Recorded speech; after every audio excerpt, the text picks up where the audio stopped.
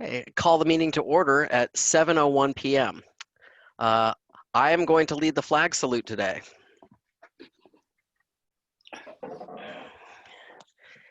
I pledge allegiance to the flag of the United States of America and to the republic for which it stands, one nation, under God, indivisible, with liberty and justice for all.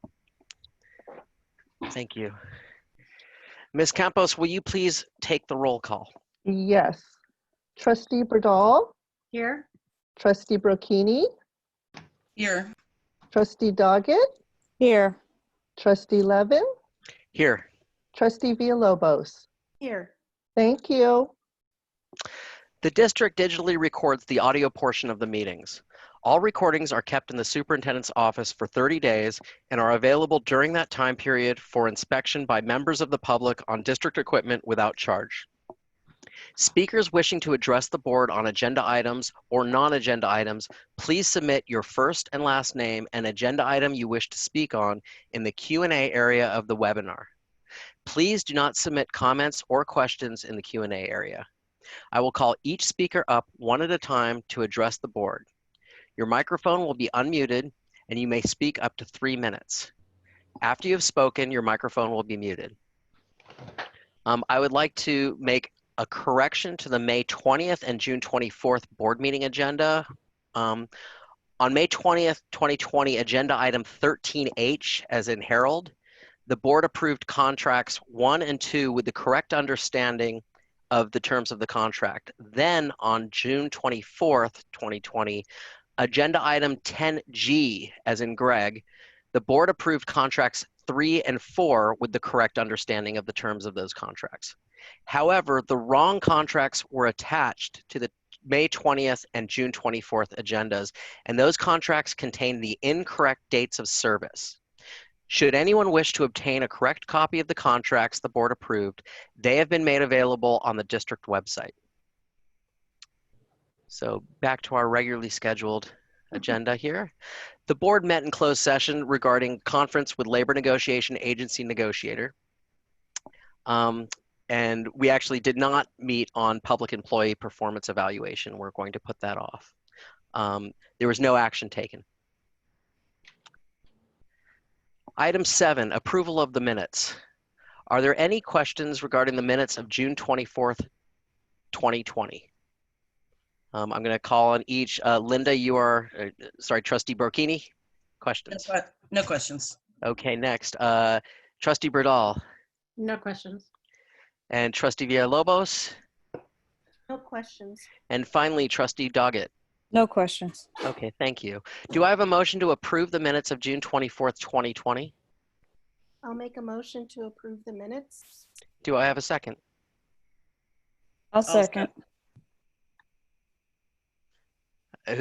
Who do we want to give this to? Kai. Give it to Kai. Okay.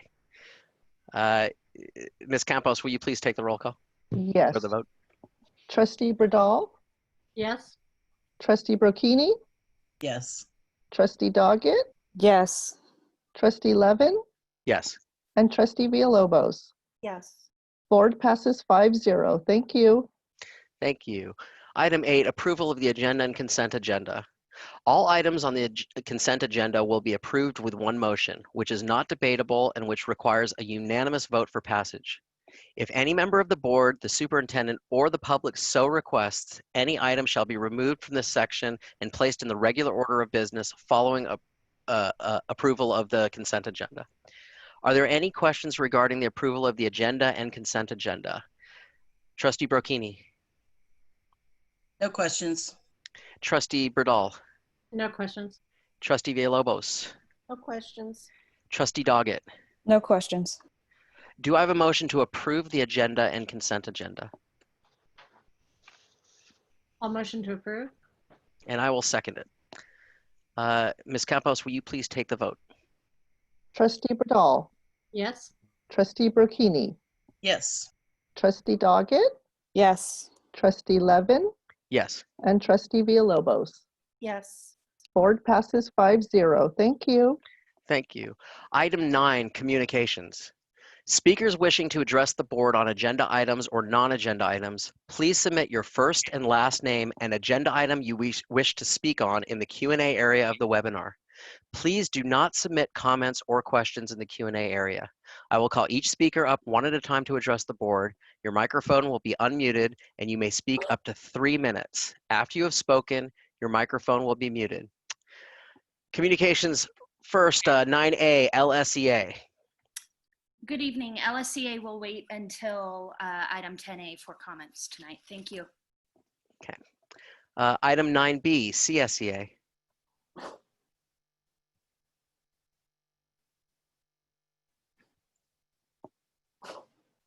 Do we have a CSEA representative who wishes to speak? Nothing at this time. Okay, thank you. Okay, item 9C, people wishing to address the board. And I have several here. So, okay, so Ilya, you would like to return on comment on 10A, right? That's correct. Thank you. Okay, and Barb DeVolder is in the same boat. Same with Rachel Merlot, and oh boy, I see a pattern emerging. Michelle Dion, same. Alyssa Friedman, May Ryan, Stephanie. Basically, you know what? Yeah, but there's four more. So we're just gonna wait until we hit 10A, and then we're gonna call you up one at a time. All right? Jesse, just a reminder is that what we thought we would do is that we would do the presentation and then Sure. public comment and then board consideration, right? Sure. Do we want to do our correspondence and I mean, we're going to do that the 10A presentation first, absolutely, and then Correct. do comments. So Okay. so that's fine. But we're still going to go through with the rest of the agenda as follows here, right? Yes. Okay, just wanted to make sure. Okay, thank you. So we have item 9D, and that is correspondence. I have none. I'm sorry. That's okay. So item 9E, board superintendent communications. Who would like to start? Well, I can start with, basically since the last board meeting, it's just been the same county meetings, the county phone calls, the county electeds and county superintendent, and keeping up with all of the email that's been coming in on Tenny. Oh, somebody has to mute. I'll go ahead and comment. Yeah, so the same thing for me. I've been on the county calls as well as the San Mateo County Office of Education calls. And I have received several emails and correspondence about the upcoming back to school plan. And I look forward to our presentation on that, and I'll comment more at that point. And that's it. Thank you. I just wanted to say I've received a lot of correspondence from teachers and parents. Just want to let you all know that I do read all of your emails, and I will comment later, most of it about return to school as well.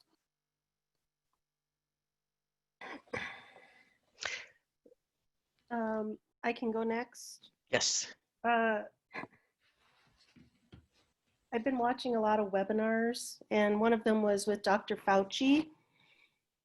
And, we're just in a time where we need to be extra cautious. I was on the CSBA reopening schools today. And of course, I've been receiving a lot of correspondence from parents and teachers and staff, reading all of the concerns and ideas and suggestions. And then last week, I had a meeting with Chief Stidel. He wanted the American Indian point of view on policing. Just a couple things that he shared is that his hiring pool is kind of bleak, and he'd rather have the right people in that position rather than just hiring anybody. Racist. The other one is, we were talking just, about some of the calls they get. Sometimes they get calls from parents who want help with discipline, with their kids. And he just commented that, a lot of the police officers are younger and they have little or no experience with children. Oh, the last thing is I did watch the Jefferson Union High School District Board meeting. And I'm just going to say one of the things that I liked about their board meeting is they invite Monica Casey. I believe she may be the teacher rep. And I just thought it was fulfilling to hear from, a teacher on a board meeting, who had equal access. And so I was just wanted to throw it on the table, until we get through this COVID experience, if the board might consider inviting one of the teacher union reps or CSEA reps to be invited into these meetings so that they can talk also.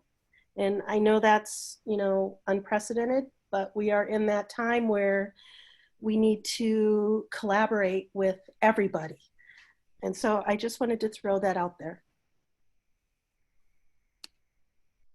Thank you. I don't have too much to add to what my colleagues said. I did want to reiterate what Trustee Doggett said. I do read every single one of the emails that comes into my box. So thank you. Keep them coming. We do read them and we take them seriously and we discuss them.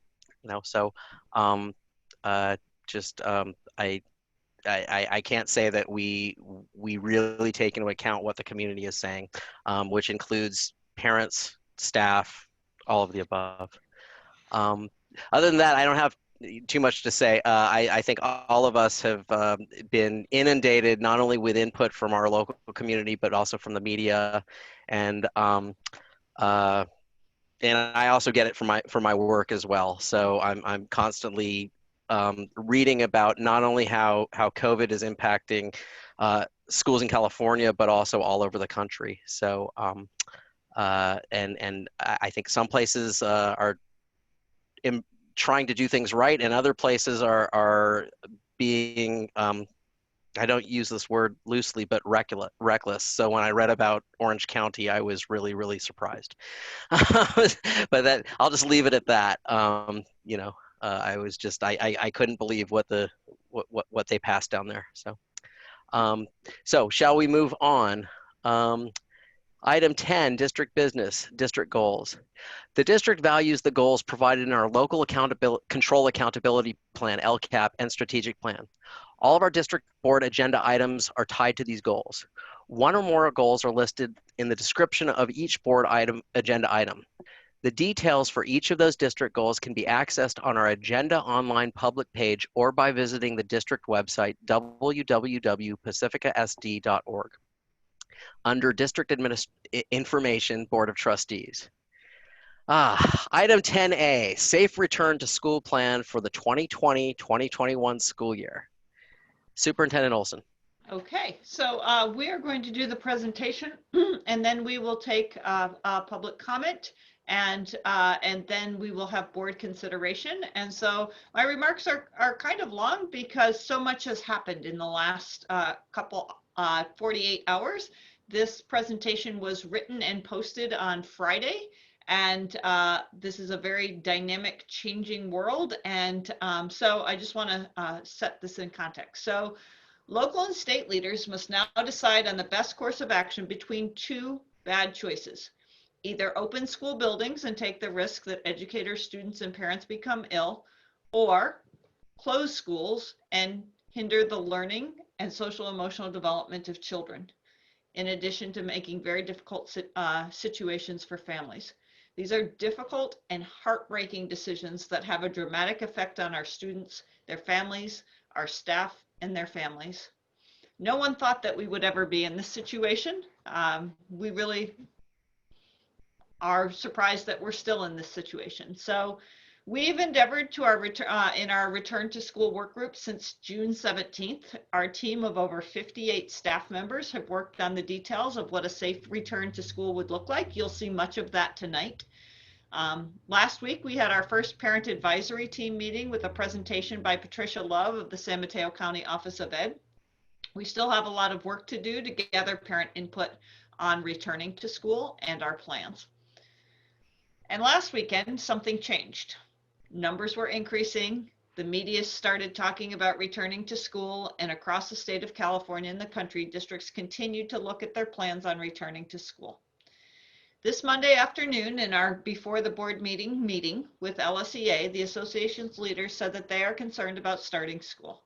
They were concerned about the rising numbers of positive coronavirus cases, and they were concerned about the fear that the staff members were facing. They talked about the phased-in model that Jefferson Union High School District is planning for. So they asked me to consider starting in a full distance model. So tonight I'm going to recommend to you that we consider beginning in a distance learning model. Last week, I thought our baby step was to get started, getting started was 4 weeks of minimum days in hybrid learning. But we can't start if parents and staff do not feel that students and staff will be safe. My recommendation is that the step back to distance learning will in the long run allow us to get strong as a district in distance learning and allow our stakeholders to feel more confident in returning to school. Even if we started in hybrid, we will be back in distance learning, full distance learning at some point this year. I think we expect that. These are incredibly dynamic times, as have been demonstrated just simply since Friday. So the continuum of learning that we would look at is beginning in full distance learning, hybrid model, and then eventually adding more students and more time to school. Our dream being all students can be back to school. All students that want to be back to campus can be back to campus. We do not know what this year will bring us, but it's our intention to return to school as much as possible when it is safe. Distance learning. I've read a number of emails from parents that are concerned about distance learning, and I'll just say technology is never a substitute for a strong, engaged teacher. But it can support instruction, and distance learning can be a lot better than not having any instruction at all. And having had the experience in the spring, we know that we'll be able to do better, and we'll be able to bring some of those strengths with us. In March, in the emergency, we moved quickly to get students and teachers online. Distance Learning 2.0 is going to be different. Our Instructional and Technology Working Group has been meeting since school ended. Today, they talked about using common tech tools, which is feedback that we received from parents in the distance learning survey. Next, we plan to meet with some of the 30 teachers that attended an intensive 2-week professional development to benefit from their knowledge. That's almost 25% of our classroom teachers. Finally, we will need to be focused. We don't want to assume the need to repeat information that a student may have missed from the previous year. We'll determine the most important standards for this grade level with a focus on math and English language arts. As it comes time to teach a unit or a concept, we'll start with the pre-evaluation. What do students know? What are they missing? And then we'll be able to teach the concepts that the students have not yet learned. I know from a parents' perspective, they are very concerned about being behind, and 55 million students across the country are in the same situation. So we're going to have to be laser focused on our instruction. This is going to be hard work. The level of planning is going to take time, and we'll be looking at structures across the district of how we can work together. I am confident that our 115 general education classroom teachers and 15 plus special educators will work together to figure this out. Finally, in our return to school, the social emotional component is critical. Students have experienced COVID-19 differently. For some, isolation and time away from their friends was their challenge. Others are experiencing food and housing insecurity as a result of family members losing jobs. How do we start? By getting to know our new students and their families. How can we create hubs of support for those students who were not successful in distance learning? You will hear tonight the trade-offs that we're asking our staff and our families and our school district to make. And coronavirus is just a series of trade-offs. So is it around safety, or is it around students being in school? And finding that happy medium is the ongoing process that we will do. The trade-off we will continue to weigh is how do we get students back to school safely? Our presentation tonight may be focused on hybrid because that's what we thought where we were going on Friday when the agenda was posted. But we're going to continue to present this, not to convince you of this, but just to look at where we're going. We will also talk about distance learning. We'll hear from our stakeholders in public comment. I believe that families first heard about full distance learning just over 24 hours ago, so that we might consider meeting next week for approval. The public governance process takes time, and since this is such an important decision, we may want to wait until next week. So with that introduction, we will get started on the presentation. So this was written last week, and I think may have changed since that, is that really in our presentation with Patricia Love is that this pandemic is much more serious than originally predicted. A second wave is a very valid threat. In June, we thought about 10% of our families may be interested in distance learning full-time. We believe that that may be higher at this time. Jefferson Union High School District is beginning the year in full distance learning, and 30 teachers participating in professional development around distance learning, and we look to benefit and to learn from that. And the state has provided us some guidance around distance learning, some standards around distance learning, and we'll be sharing a little bit of that with you in the future. So last Friday, we were in this lower quartile down here with 81 confirmed cases. And so that's about 20.7 cases for every 10,000 residents. And they update this every Friday. So those were going up. About 2 weeks ago, it was 51 cases, and then 59, and then 75. So on June 24th, which seems like so long ago, we talked about our priorities in terms of returning to school. And at the very top of that was that our highest priority was the safety of students, their families, and our staff. Number two, to the degree that we can do so safely, we want to have students on campus as much as possible, and that we will focus on students who experience the largest gap in learning during distance learning. That includes students who receive special education services, are English learners, or foster youth, or socioeconomically disadvantaged. And then fourth, as we recover from, we're still in the middle of the pandemic, but as we return to school, is we want to, or go to distance learning, we want to prioritize the social emotional health of our students, their families, and our staff. So those are still, even though times have changed, those are still our priorities and seem to be valid today. So the question in general is the county's pandemic framework was our guiding document that was put together in collaboration with a number of experts. But the question is Pacifica School District able to safely return students and staff to school in person on campus and still meet the guidelines of the San Mateo County Pandemic Recovery Framework? So when we proposed the hybrid model, that was 6 feet. The physical distancing of 6 feet is the magic number, and being able to fit students in our classrooms with 6 feet in between them.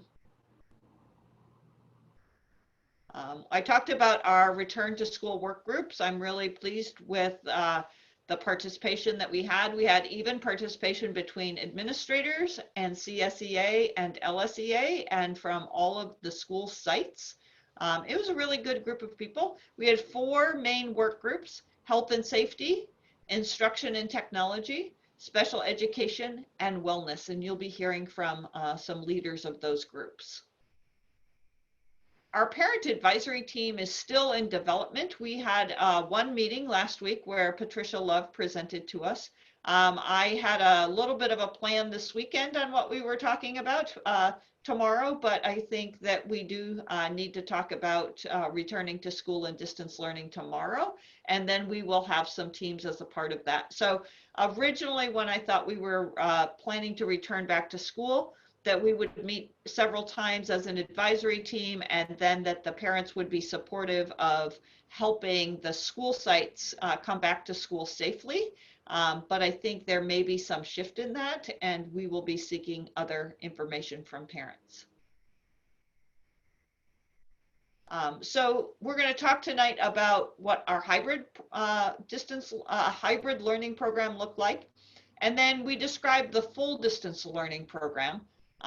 And so now that we're considering having all of our students go into full distance learning, that the full distance learning programs will be very similar. We don't want them to be different for students that are going into hybrid and those that will be in the full distance program, but we will need to identify which families want full distance learning and which want hybrid, because we'll build our classes based on that.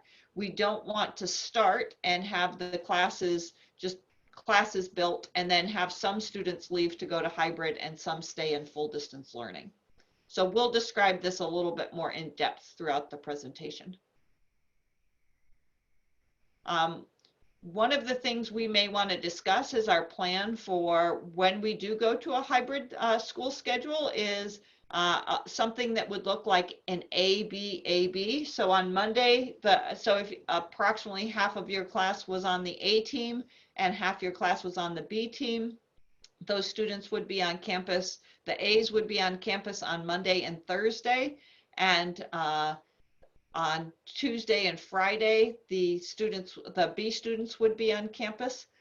Like I said, this is going to require a significant level of teacher planning and collaboration. And so looking at Wednesdays as a time to do that highly detailed planning. The other schedule that we've talked about is an AABB. So on Monday and Tuesday, the A team would come and the B team would be at home.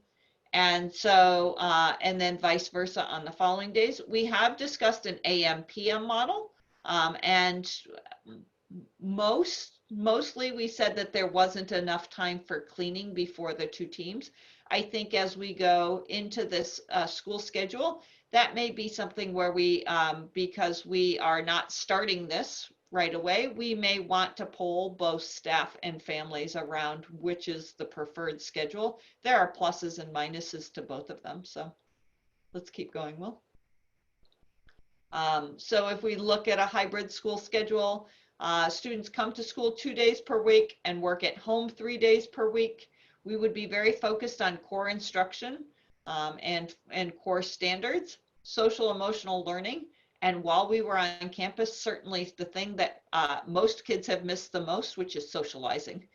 It would be a stable cohort group. It would not be a bubble. So it does allow some mixing so that there could be another teacher or other things, but it would be a stable group of students, not some students one day and another group of students the next day. We'd look at staggered start and end times by grade level so that not all kids would come onto campus in a big crowd, but about every 5 to 10 minutes, one grade level would pull in. We would start with instruction and practice on hygiene, safety, routines, and tech tools. And then we would look at the schedule modification following a successful implementation. So this is likely where we will end up going, but in staggered ways. So if we started in full distance learning, there would probably be something that would be in between where we'd start to bring some kids back to campus, smaller groups of kids back to campus, till where we got to a hybrid school schedule. Okay, I'm going to hand it over to Alexis O'Flaherty and Josie Peterson, were the leaders of the health and safety team. Thank you, Heather. This is Josie. As she mentioned, Alexis and I will be presenting the health and safety portion. So health and safety is an important component to reopening schools for students and staff. And we would like to thank and acknowledge the dedicated group members who were on the health and safety team and for their thoughtful contributions. Together, we developed a global plan for the district regarding health and safety that schools and leaders will use as a guideline. So we're going to move forward now to the guidelines from the framework, the 4 pillars. It was clear early on that the size of our campuses, both in enrollment and square footage, would not allow us to bring all students on campus every day and still follow what is known as the 4 pillars in the recovery framework. Those pillars, which are not optional, are health and hygiene, which is basically regular hand washing as well as cleaning and sanitation practices, face coverings, which are mandatory, physical distancing, which for our purposes will be 6 feet apart in all situations that is feasible, including classrooms. And finally, limited gatherings, which is mainly direction for non-class time activities like assemblies, PTO gatherings, and the like. We're going to go on to pillar 1 now, health and hygiene. Students and staff must stay home if they are experiencing flu-like symptoms. Temperatures will be taken as staff and students arrive at campus. Anytime a student feels sick, they will be isolated with supervision until they go home.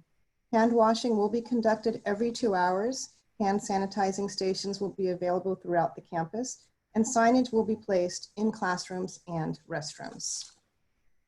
We're going to move on to the next pillar, health and hygiene cleaning. And this is Alexis. Next. Perfect. Taking a deeper look into health and hygiene, the Health and Safety Return to Work group is suggesting the following in regards to cleaning, ventilation, and essential protective equipment.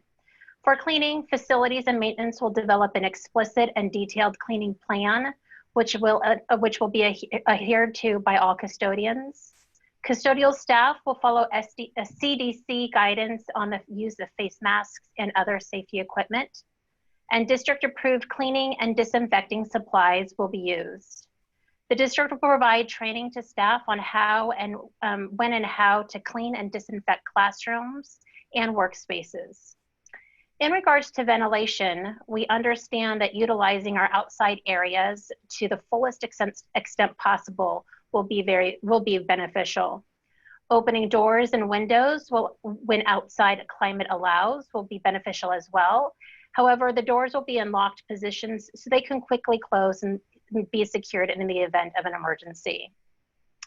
Staff can consider using fans to minimize healthy airflow and to maximize our outdoor learning. Again, we will utilize our outside climate or outside areas. For essential protective equipment,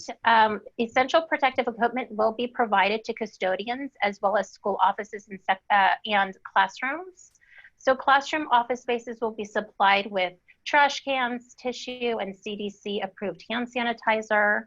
Plexiglass shields will be installed in school office workstations, and gloves will be made available for cleaning in classrooms. The next slide, pillar 2, face coverings. As we know, face coverings are an important way of slowing the spread of COVID-19. And we have incorporated information that we will need to adhere to by staff, students, and parents. So teachers and staff will provide instruction regarding how to adjust, clean, and reapply face coverings during the school day. Parents are encouraged to have their child begin wearing a mask now at home in preparation for wearing it on campus. Our suggestion is to follow an incremental implementation at home so that children get used to wearing the mask. Signage will be displayed and communicated to remind students and staff to wear their masks. Parents will clearly mark their masks with the names of their child and will talk with their child about not sharing them, as well as discussing the appropriate ways to wear the mask. We suggest parents, if possible, send an extra mask for their child. However, the district will also provide face masks should students or staff need them. Proper PPE will be provided to those who are cleaning, and all staff and students will wear face masks in all outdoor areas and common spaces on campus, in addition to wearing them when coming onto campus. We will move on to pillar 3. Thank you. Pillar 3, physical distancing. When we began to talk about returning to school, there were two cohorts to look at, the bubble group and the stable group. We are now looking at introducing students to the stable cohort model, where a defined group of students will implement physical distancing within the classroom. We will focus on the campus map, minimizing interactions kids have throughout the day. For example, schools will assign students to specific restrooms that will be shared with a limited number of other stable groups. Appropriate 6 feet physical distancing will be followed throughout the campus. Areas will be marked to ensure 6 feet of distance. Students will line up 6 feet apart at the classroom door to get their temperature check. If the child's hand will be stamped to indicate their temperature has been checked. Students will be 6 feet apart from others while sitting at desks, and we'll show you some pictures on the next slides. And areas will be marked where lines to form to indicate proper distancing. So we would like to show you some samples in the next slide. We went ahead and put together a couple of our classrooms just so you can get a visual of what the classroom looks like. This is a sample classroom set up with 24 desks where students will sit every other desk, keeping 6 feet distance. The A on the table represents students in the A cohort, and the B on the table represents the students in the B cohort.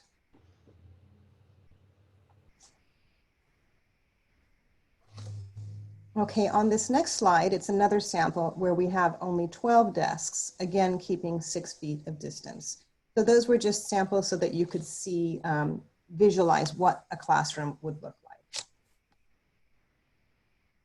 We will limit our gatherings and will adhere to the CDC and the San Mateo County Pandemic Recovery Framework when making decisions regarding these gatherings.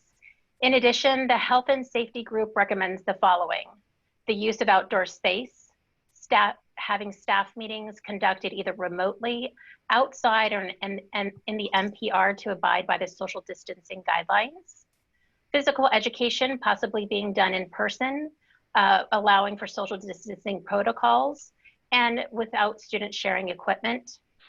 Schools may consider staggered start times and assigned entry and exit points to the school to limit the number of students entering and or leaving campus.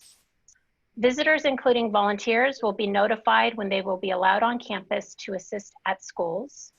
And schools who are participating in in-person extracurricular activities will only do so when allowed. When in-person gatherings are allowed, we will focus on wearing the face masks by staff, students, as we have previously addressed. Next is instruction and technology. Will? Yes. The instructional program that is delivered and the technology that is needed for this delivery are key components to the reopening of school, both in person and virtually. A group of teachers, administrators, support staff work together to determine two program options that both focus on the priorities of the board and provide the most effective, collaborative, and cohesive educational experience for our students and families as we move into the 2020-2021 school year.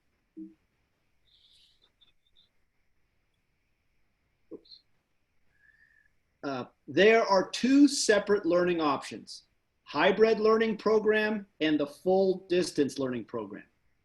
The hybrid learning program, which is a combination of in-person learning with continued learning at home, students who have defined urgent needs will get additional supports, which may translate into additional in-person supports. In the full distance learning program, although separate from the hybrid learning program, will be aligned to address the same content standards and be providing additional support for students with defined urgent learning needs.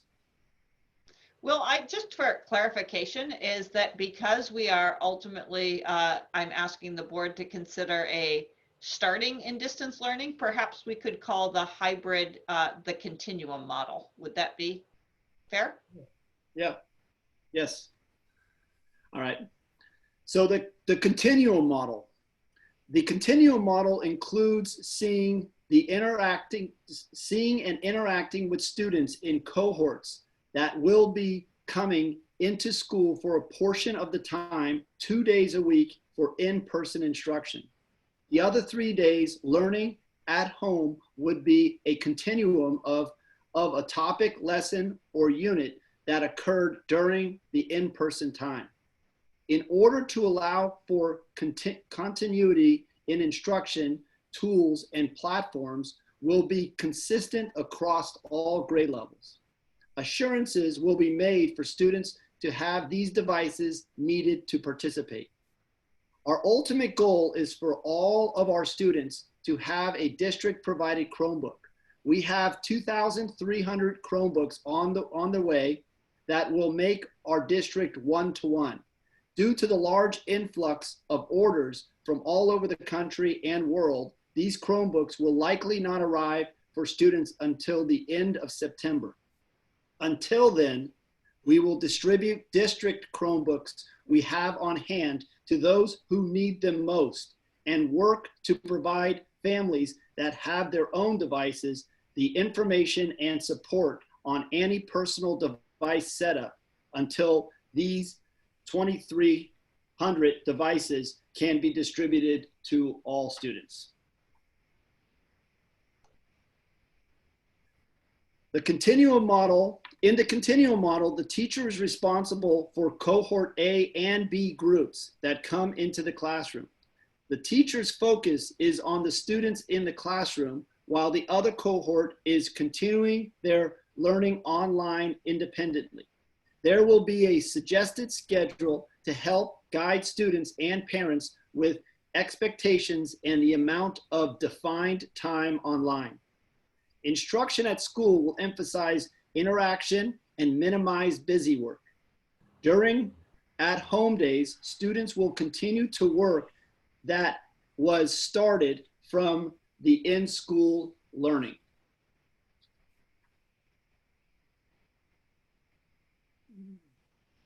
Within our comprehensive middle school, to reduce teacher to student contacts, the 6-period day will be divided into 2 3-block days. Students will be in person 2 days a week and will have each subject 1 time a week. Due to the longer blocks, the workshop model will be used where possible. Electives that work best in person will be in person. Those that can be done virtually will be done virtually. English learners with defined language needs will be provided additional in-person English language support. Students in identified students groups that have needs that are best supported in person will receive additional in-person instruction and support in a variety of ways.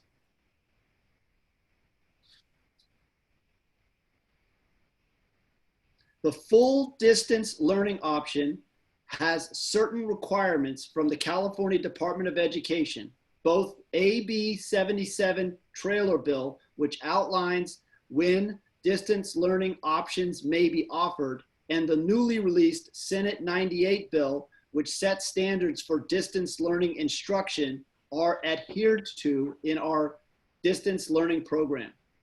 Per AB 77, distance learning is offered in guidance by the state and local health officers and for students who are put at risk by in-person instruction.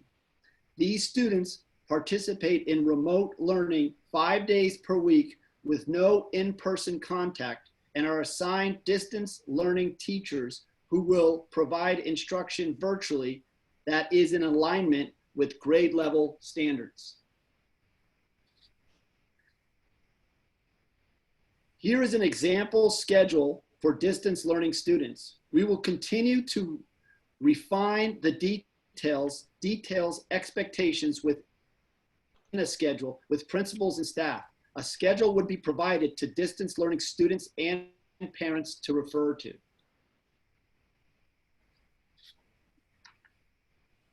Although separate from the continuum model, distance learning will follow similar guidance with regards resources and frequency of interaction and instruction.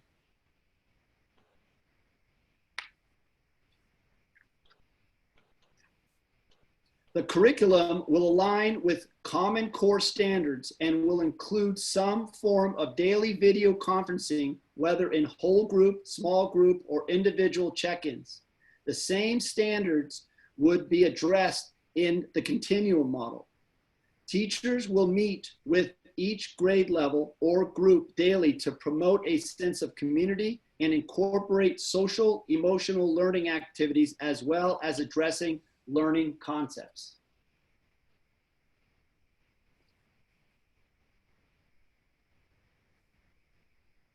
Within distance learning, a priority to ensure those students who need additional support, whether it be language support, academic support, or social emotional support, will have the ability to meet additionally with teachers to provide extra interaction time.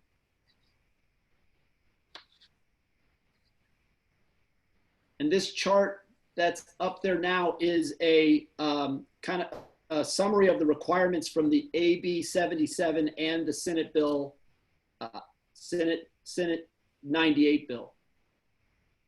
It's from Cal Matters. One of the things that we're going to ask that is, as parents select a full year of distance learning, is they want to know is, at the end of the school year, can I return back to my school site? And so when we do our deliberations and our considerations, one of the things that's on the agenda a little later is an adjustment to the intra-district enrollment policy and exhibit. So we could make a potential 1-year change to the enrollment that would permit students to return at the end of the year. The trade-off to that would mean that we would not be able to fill new openings on the wait list. So the wait list would, placements would be frozen for 1 year.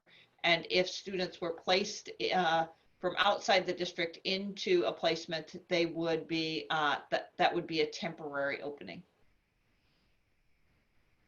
You can keep going. Special education, Julie Carrillo. Thank you.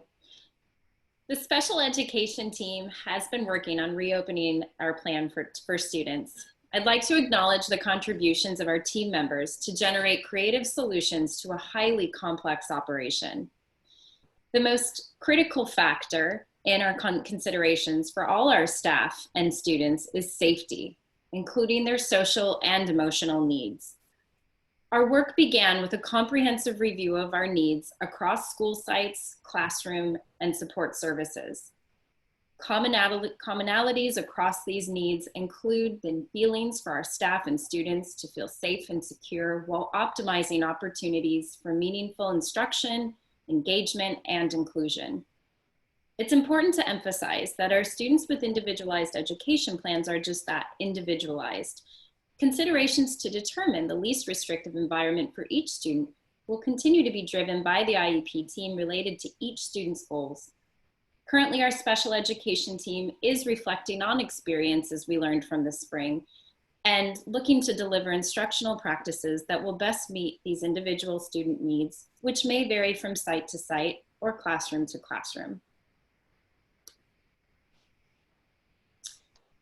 A quick review of some of the needs assessment that guided our initial work, staff and student needs, and also to include feeling safe, access to appropriate equipment, a facilities review with a lens of sanitation needs, collaboration time across departments, including with general education teachers, consistent use of distance learning platforms, clear safety protocols related to illness, adequate room setup, and support to deliver best instructional practices. We feel our students need to feel safe. They need social engagement, flexibility to interact, and use of creative alternatives to be able to do so safely, to maximize opportunities for independence, for student goals that are meaningful and embedded with social emotional learning practices, opportunities for safe and meaningful mainstreaming, practice, repetition, and instruction on using technology, space to take breaks physically, and explicit teaching on new routines, including as it relates to safety protocols.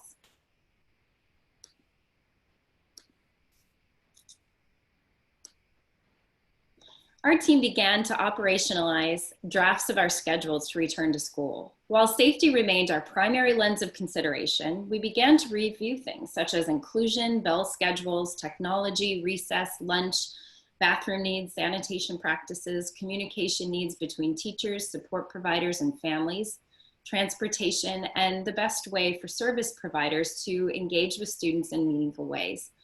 Needs truly do vary across each school site, and having a wide range of team members to look at through that lens was incredibly helpful. Classrooms will be configured to meet these needs while equipping our staff with the appropriate safety gear to deliver the best instruction and care.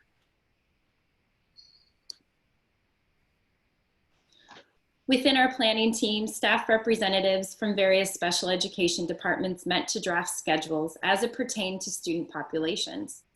Staff helped identify ways we can reconfigure classrooms to promote sanitation practices such as hand washing and creative ways to help students identify social distancing.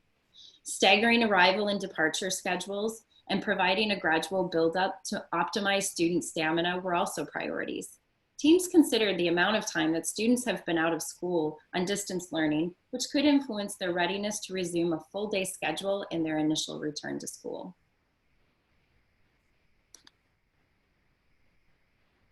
Teams reviewed the needs of students who receive support services such as RSP in conjunction with their general education. Our special educators built upon lessons that were learned from the spring in distance learning. Such lessons learned included providing support to students with careful alignment to their general curriculum. For instance, by aligning support services as closely as possible to the general education instruction will help students. This includes in their day-to-day experience. Such priorities will be considered when the schedules are created. As we look ahead to roll out our return to school plan, we are eager to embrace this opportunity to advocate for our students and families and possibly generate new forms of communication and instructional models that will better staff and students beyond just our distance learning model now. In our next steps, which began in our work today, we're eager to expand our collaboration as it applies within our sites, between general and special educators, and across classrooms from site to site to creatively increase our connections with our families and deliver learning in the best way we can given these extraordinary times.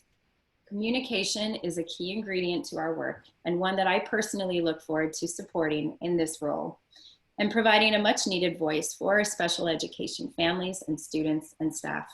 I look forward to gathering this input and insight. Julie also facilitated the wellness team. It was a small but mighty team, and they've already gotten started on some of the practices that are going to help our staff return to school. Thanks. Next slide. Me again, sorry. The team of staff who have been serving on the Wellness Return to School Planning Committee was a dedicated group of educators, administrators, and mental health practitioners who had a keen awareness and understanding of the need to address the collective social and emotional needs of our staff, our students, and our community. We began with a focus on how the social and emotional health is embedded in all of our practices and is centered in the foundation of these. Our framework began with recognizing that wellness starts with getting basic needs met, including the dimensions of safety, which are physical, emotional, social, and physiological. This was illustrated in Maslow's hierarchy of needs, as you can see illustrated above on the left. More than ever, our connections as a community are critical to fostering this health. Our team was eager to develop a social emotional suitcase, or an SEL suitcase, for our staff as we return to school, anticipating the needs to address SEL greater than ever. Such strategies were as simple and important as student acknowledgement with a smile or a validating question that's built into classroom practices and routines, or as involved as explicit instruction. Our team felt that while SEL includes addressing the practices of safety protocols and wearing masks, it also includes a need to address social justice. In essence, wellness is not a standalone topic for the bookshelf to be taken down on rare occasion and taught. Rather, it is embedded practices of self-awareness and management, social awareness, relationship skill, and responsible decision-making that's embedded across the curriculum and infused in all that we do, from classrooms to schools to homes and to our community.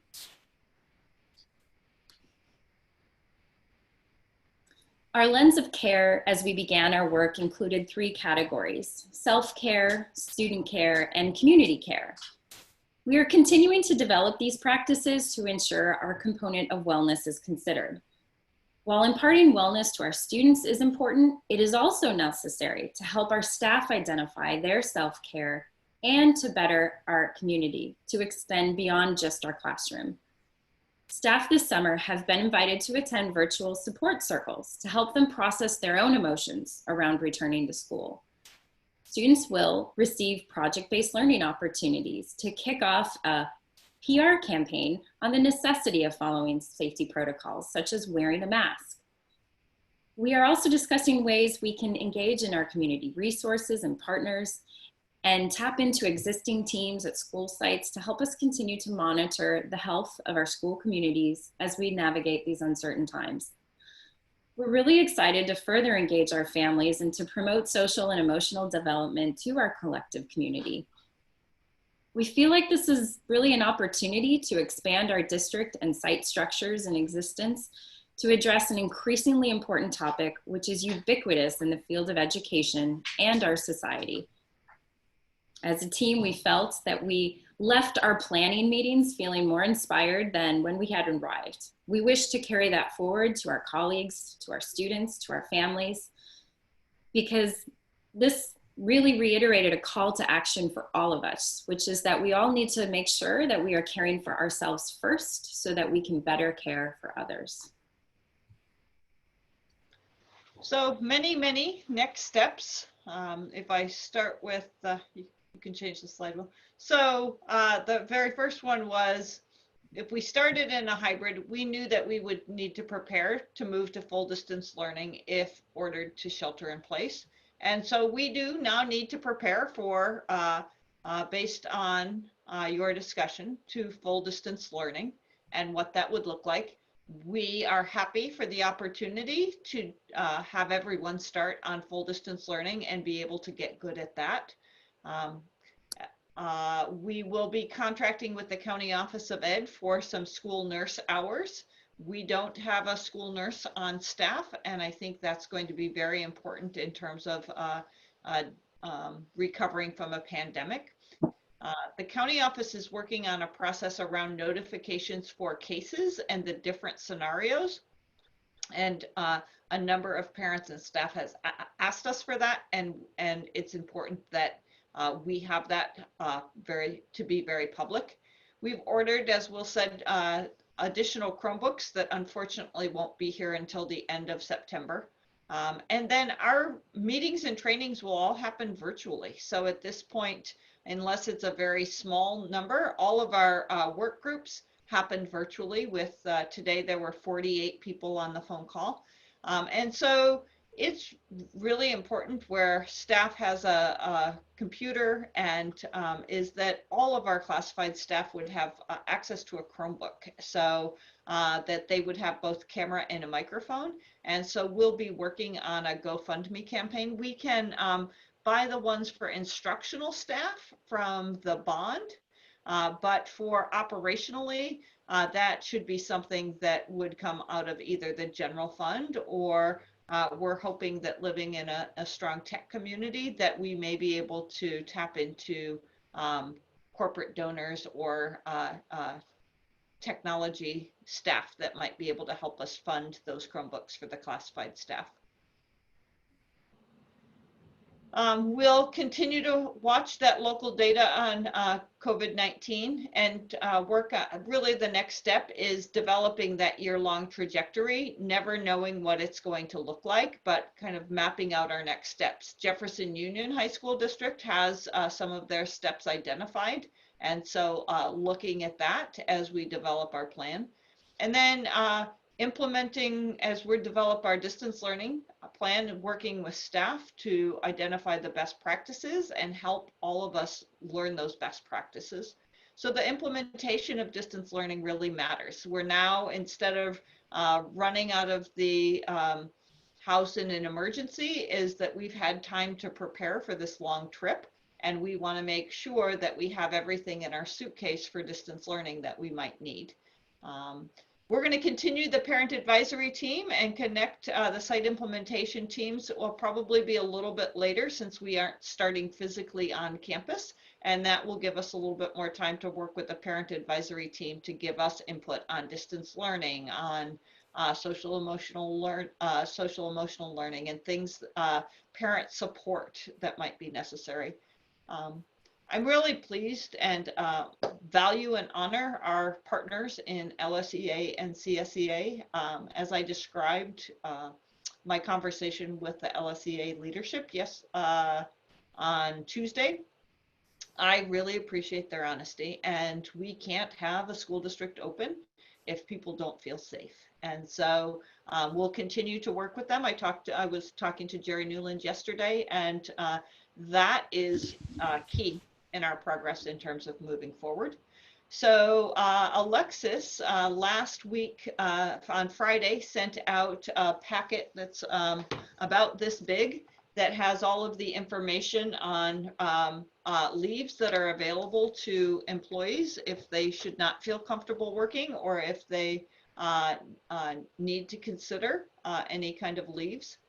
And then finally, the official part of this is that instead of doing an LCAP this year, they have developed what's called a learning continuity and attendance plan. Also looks like LCAP, and that has to be approved by the 30th of September, which means we would present that at one meeting. For us, that's August 26th. And then at a second meeting, we would adopt the plan on September 16th. And that includes stakeholder engagement. So we're doing some of that stakeholder engagement right now. So with our staff, we're doing the stakeholder engagement, our parent advisory, that's really significant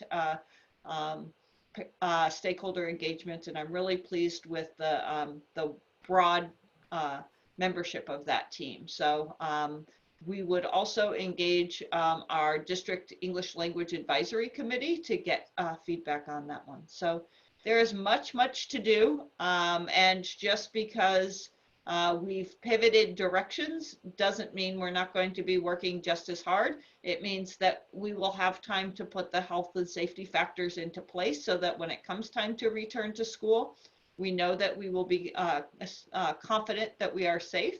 But right now, our immediate focus is on developing the distance learning.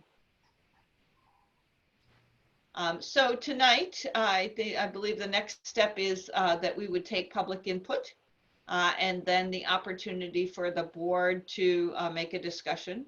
At this point, because we talked about just the public or the parents finding out about 24 hours earlier, is that you could provide some direction on distance learning, the next steps for distance learning, but also in terms of formally adopting the plan, I would ask that we come back at an additional meeting next week so people will have that.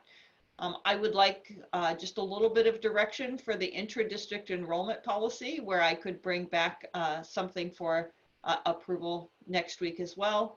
And so at this point, I would not ask you to approve the recommended plan just because it's changed so quickly. So the next step at this point would be public comment.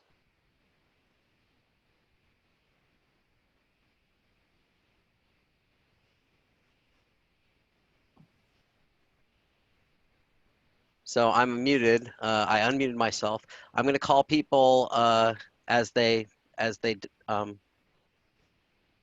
what just happened here?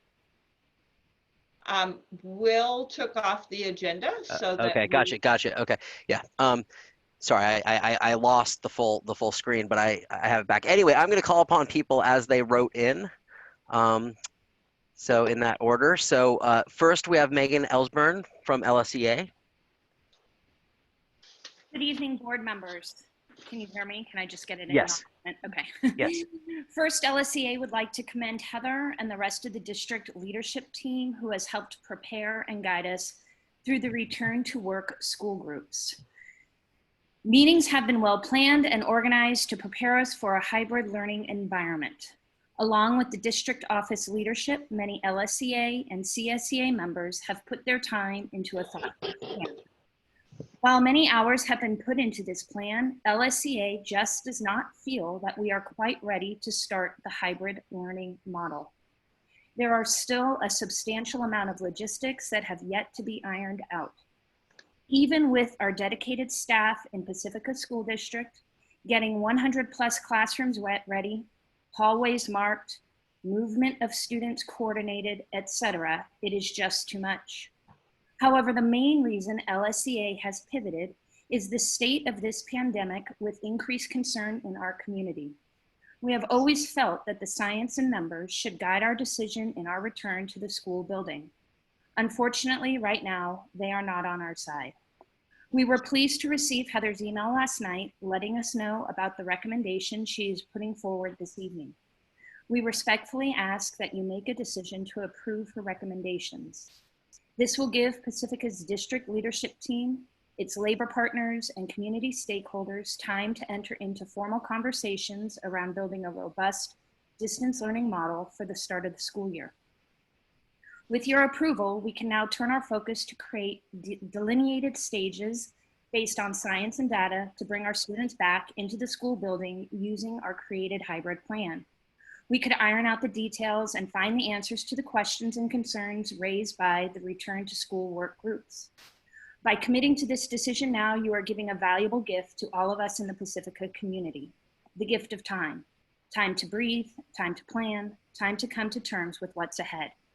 LSEA is eager, ready, and willing to pivot our trajectory and work with the district on the development of distance learning with phased stages of return based on science and data, all while keeping our students, staff, families, and the greater Pacifica community safe and supported. Thank you. Thanks so much. Actually, Ilya, you are next, but we have to hear from CSEA first, okay? And then I promise you'll be up next. So CSEA, Jerry? Somebody has to unmute Jerry if she's going to talk. Okay, here I am. Thank you. Megan did an excellent idea, review of what we've been doing these past Wednesdays since March 17th. We got right on the bandwagon, and some excellent teams stepped up and immediately started pursuing our hybrid situation. And we all were concerned. We all had in the back of our mind what was going on the outside world, that things did not look to be going favorably for us. So I too, when I heard from Heather yesterday that she was having to change her mind and our process to a distance learning situation, I think we all actually gave a breath and sigh of relief, because we recognized there was so much to do. And I think we're all, in agreement and on the march to be prepared when our students come back on August 19th. And we too in CSEA want to thank Heather and the administration personnel for all the support that they gave to us as we went through this project. Thank you. Thanks, Jer. Thanks so much. Okay, Ilna Vanyev, you are up. Good evening. My name is Ilya Varnayev. I'm a kindergarten teacher.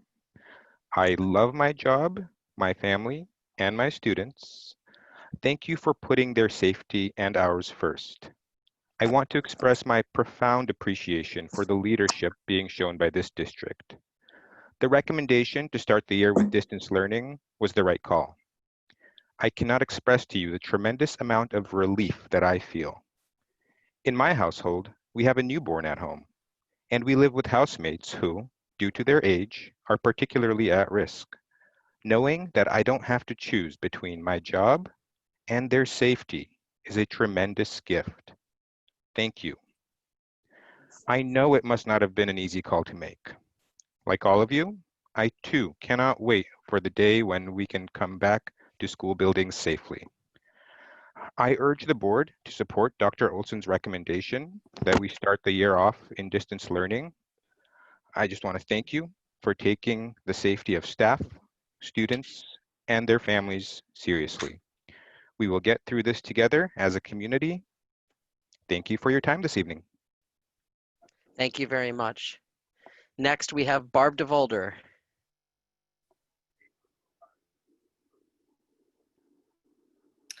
Hi, my name is Barb DeVolder and I teach kindergarten at Cabrillo School. I'd like to make it clear that there is nowhere I would rather be this fall than in my classroom. I desperately miss my students, my colleagues, and our school community. However, since this virus seems to be raging out of control with no clear guidance from our political leadership, I am here to request the school board approve distance learning for our district until it is deemed safe to return to the classroom.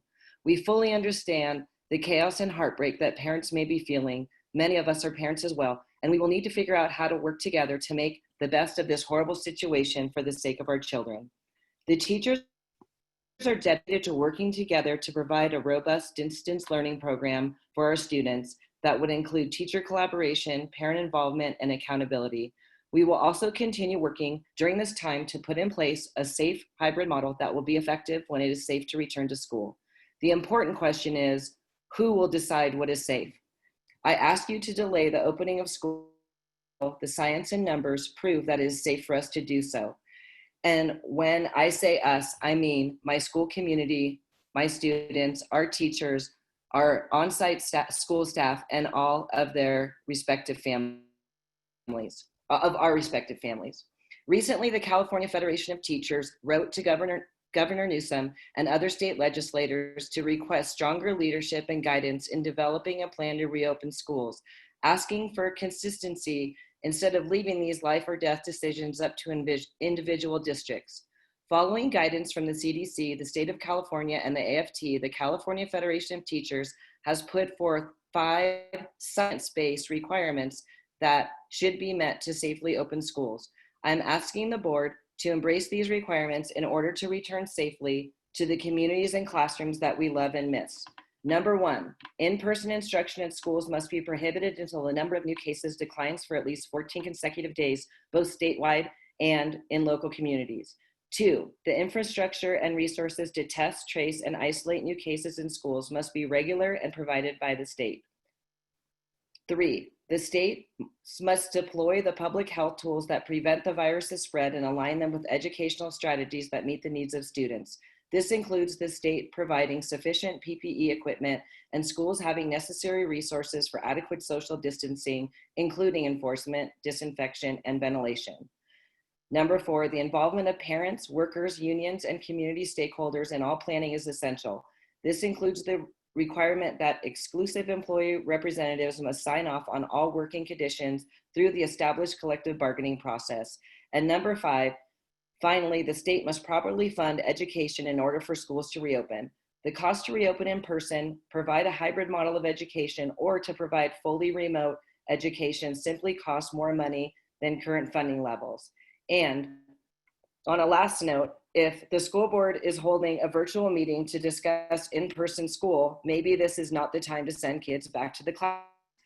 I thank Heather and everyone else for supporting our wish to return to school safely. Thank you for your consideration. Thanks so much. Next, we have Rachel Merlot.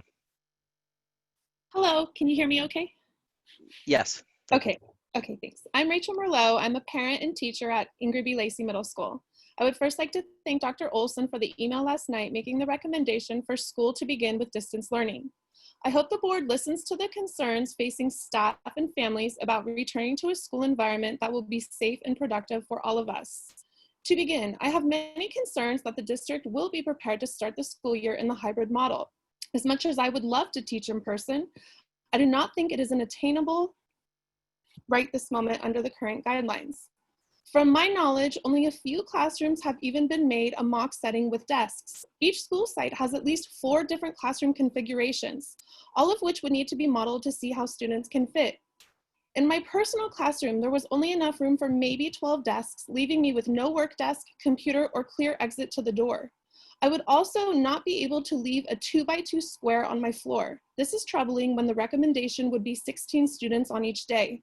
My question is, where else is there a place of work that they are placing that many people in a small room for many hours at a time? While I can open my windows and my door, I do not have fans, regular hand sanitizer, paper towels, or even tissues. While all of this will hopefully come, how much is this costing? All of this concerns me. Teaching is not an adult standing in front of a class only giving information.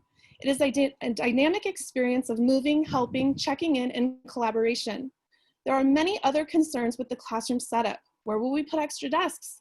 How will students enter and exit? Who will do the extra cleaning? How to enforce distancing at 6 feet? If we have different start and end times, what about our students who rely on public transportation, among many other concerns? I have very mixed feelings about what is best for me, my students, and my own family. And since many of the important decisions need to be made regarding safe starts to school have not been decided yet, at this time, I think it is best for all to begin in distance learning, even though it is not the perfect solution. Thank you for your consideration, and thank you. Thank you very much. Next, we have Michelle Dion. Hello, can you hear me? Yes, we can. Okay, perfect. Hello, my name is Michelle Dion. My children are students at Ocean Shore School. I'm asking that the board approve the Pacifica School District's plan to begin the school year in distant learning. I believe we should be following the lead of our partner district, Jefferson Unified, and begin the school year with distant learning for all students until there's a flattening of the curve and no new cases for a specified period of time. I want to say I am empathetic to the stress this topic is causing for so many families. Each solution comes with its own set of compounded issues. However, it is my belief that we have to prioritize the health and safety of our overall community, the students, teachers, staffs, and all of their families. And the only way to do that at this time is to begin with distant learning for all students. In this time, we need leadership. Currently, that leadership is lacking at the federal level, and the state has abdicated their responsibility to lead on this issue. Unfortunately, the leadership role falls to each of the members of the board. And this is unfortunate because none of you signed up to make a life and death decision. You each became involved to make schools better for the overall benefit of the students. And returning to school at this time cannot be seen as a benefit to the overall community. In March, when the pandemic started, we closed school campuses down quickly and went to distant learning. Currently, the COVID cases are significantly higher than they were in March, and it seems counterintuitive for us as a community to even be considering returning children to school in the middle of a rising threat. The answer is not just who wants to distant learn can, and those who want to go back to school can do that. That thinking forces teachers into classrooms before those environments are safe. There is not enough adequate funding to ensure our schools have the resources necessary during a normal school year. And I'm convinced that there is no way there is adequate funding to ensure the resources will be in place in the middle of a pandemic. Additionally, it is widely reported that there is a shortage, again, of personal protective equipment throughout this country. I also want to point out that the schools in the district do not have proper ventilation, which is reportedly one of the guidelines for returning to schools. An example of this inadequate ventilation system is that when the floods hit Ocean Shore schools, a makeshift ventilation system had to be rigged up just to dry it out so it wouldn't mold. Additionally, many of the windows throughout the school do not open, and this is a response to active shooter protections. And the insanity of children and teachers sitting in a classroom for up to 6 hours a day in a room that will become a virtual petri dish is obscene. We need a better plan for our teachers and our students. They deserve more than to be thrown into a situation that is not a matter of if, but a matter of when someone they know will be exposed and potentially die from COVID. By asking teachers to return to the classroom before it is reasonably safe to do so, you're no longer asking them to step between their students and an active shooter. You're asking them to take that bullet home to their families too. I respectfully ask each of you to vote in favor of protecting our community and begin this school year with the safety of distant learning. Thank you. Thank you very much. Next, we have Alyssa Friedman. Oh my God, I hope I'm muted. No, so you weren't muted, you were laughing. Anyway, Alyssa Friedman, you're up. Hi, so can you hear me? Yes, I can, thank you. Okay, so I'm Alyssa Friedman. I've been a teacher at Sunset Ridge for 17 years, and here are my thoughts. Teachers aren't selfish people. You become a teacher to help others. We are compassionate, thoughtful, dedicated professionals who spend much of their career putting the needs of others before their own. But now is the time we must speak up, not just for ourselves, but for our family members, other staff, and students' families as well. This is about the well-being of our community at large. I want to thank Dr. Olson for putting forth her recommendation to start the year with distance learning. It means a lot that she's listening to concerns and taking the data seriously. It also gives me hope that our district would continue to monitor the data and only reopen schools when it is deemed safe, not because of political pressure. Just to be clear, none of us wants to start the year with distance learning. One of the saving graces of the spring was that we already knew our students well. It's daunting to consider how to build meaningful connections with students without ever seeing them in person. Creating distance learning curricula will also take even more work than teachers already normally undertake. It's by no means the easier option, but mounting evidence shows that it's going to be the only safe option in August. And yes, our concerns are grounded in evidence, not in irrational fear, just as we teach our students to back up their opinions with reasons and evidence. The facts are that we have more reported cases now than when we closed schools in March. We have a precarious financial situation that cannot adequately prepare us, especially as shortages of protective equipment continue. Then there's the fact that the main conditions for spread of the virus are being around large numbers of people in an enclosed environment for sustained periods of time. In other words, exactly what we'd be doing by returning to the classroom. Those who insist on opening schools do so on the advice of experts who say that it's detrimental to kids to not be able to be with their peers or learn in the presence of their teacher. However, when I start to picture it, it does not look like anything that will meet these needs. Students wouldn't be collaborating, their desks would all be set apart, and loud speaking is known to increase the spread of aerosols, so that won't be allowed. I would be in one fixed spot in the room where I can safely distance myself. This would mean no over-the-shoulder meetings, high fives, handshakes or hugs, rug time or community circles, and it certainly won't allow for any kind of sharing of anything whatsoever. I don't see how the added stress of all the drastic changes and measures that will have to be implemented will be good for any child's mental health. It really is the most challenging time that many of us have ever faced. There are no easy answers, but I'm hoping that these tough decisions can be guided by prioritizing the health and safety of everyone who would be asked to take these risks and made sooner rather than later so that we can move forward with a clear plan. We want to get back to teaching more than anything. We just don't think we should have to risk our lives or those of the people around us to do it. We care too much about our community and ourselves. Now we're hoping you'll do the same. Thank you. Thank you very much. Next is May Ryan. May Ryan, you are up. Hi, can you hear me? Yes. Okay. I'm May Ryan. I teach transitional kindergarten at Sunset Ridge. I love my job. I've been teaching in Pacifica School District for 25 years, and this is my first time speaking at a board meeting. I've sat through many meetings regarding lack of funding, budget cuts, and so forth. But tonight is different. My heart is pounding and I am nervous. It's far more important than money. We are talking about our health, the health and safety of our students, our teachers, our staff. Safety and health should be number one. I do not feel safe going in person in a month's time in my classroom. I appreciate and thank Dr. Olson on her recommendation to start with distance learning. I support her recommendation. We closed in March because of the virus. Well, the virus is still in our community and it's spiking. How is returning to the in-person learning the best interest for us? It's not. The fact that we have to meet via video call shows that it is not safe to have in-person classes. We need to make decisions based on scientific data, based on the understanding of the risks involved for everyone. I ask you to think and make the right decision to start school with distance learning, and then reassess when scientific data and a decrease in COVID cases shows that reopening the schools in a hybrid model is safe. Please, don't make teachers and staff end their summers meeting with lawyers so they can draft a will or a trust. I love what I do, but I don't want to die doing it. Thank you for your time. Thank you very much. Next is Stephanie Tree-Logan. Hi, can you hear me? Yes. Okay.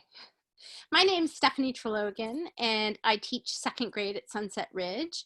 Before I became a teacher, I worked as a research scientist, then as a science and medical writer, and finally as a scientific consultant and instructor at Ortega. Both my kids attended Pacifica schools, which is how I ended up deciding to pursue a career as a teacher. Teaching is my mission and my passion, and this district is my heart's home. There's nowhere I would rather be than in my classroom with my students. I'm telling you all of this just so you have some context when I say that we need to begin this year with distance learning. My husband also happens to be an ICU doctor and a member of the National Coronavirus Task Force, and so I am speaking from a strong belief that we need to make decisions based on science. I want to thank Dr. Olson for making the tough call to recommend that we begin the year with distance learning. I also want to thank the board for reading the open letter that I sent earlier today, written by myself and signed by colleagues across our district. So why am I saying that this is a tough call? As a working mom myself, I know how hard it is to balance work and kids, especially when you're trying to help them navigate distance learning. But my family is one of the lucky ones. Many parents and guardians have jobs that don't let them work remotely. Many families rely on schools for services other than education. I think it's important to acknowledge it.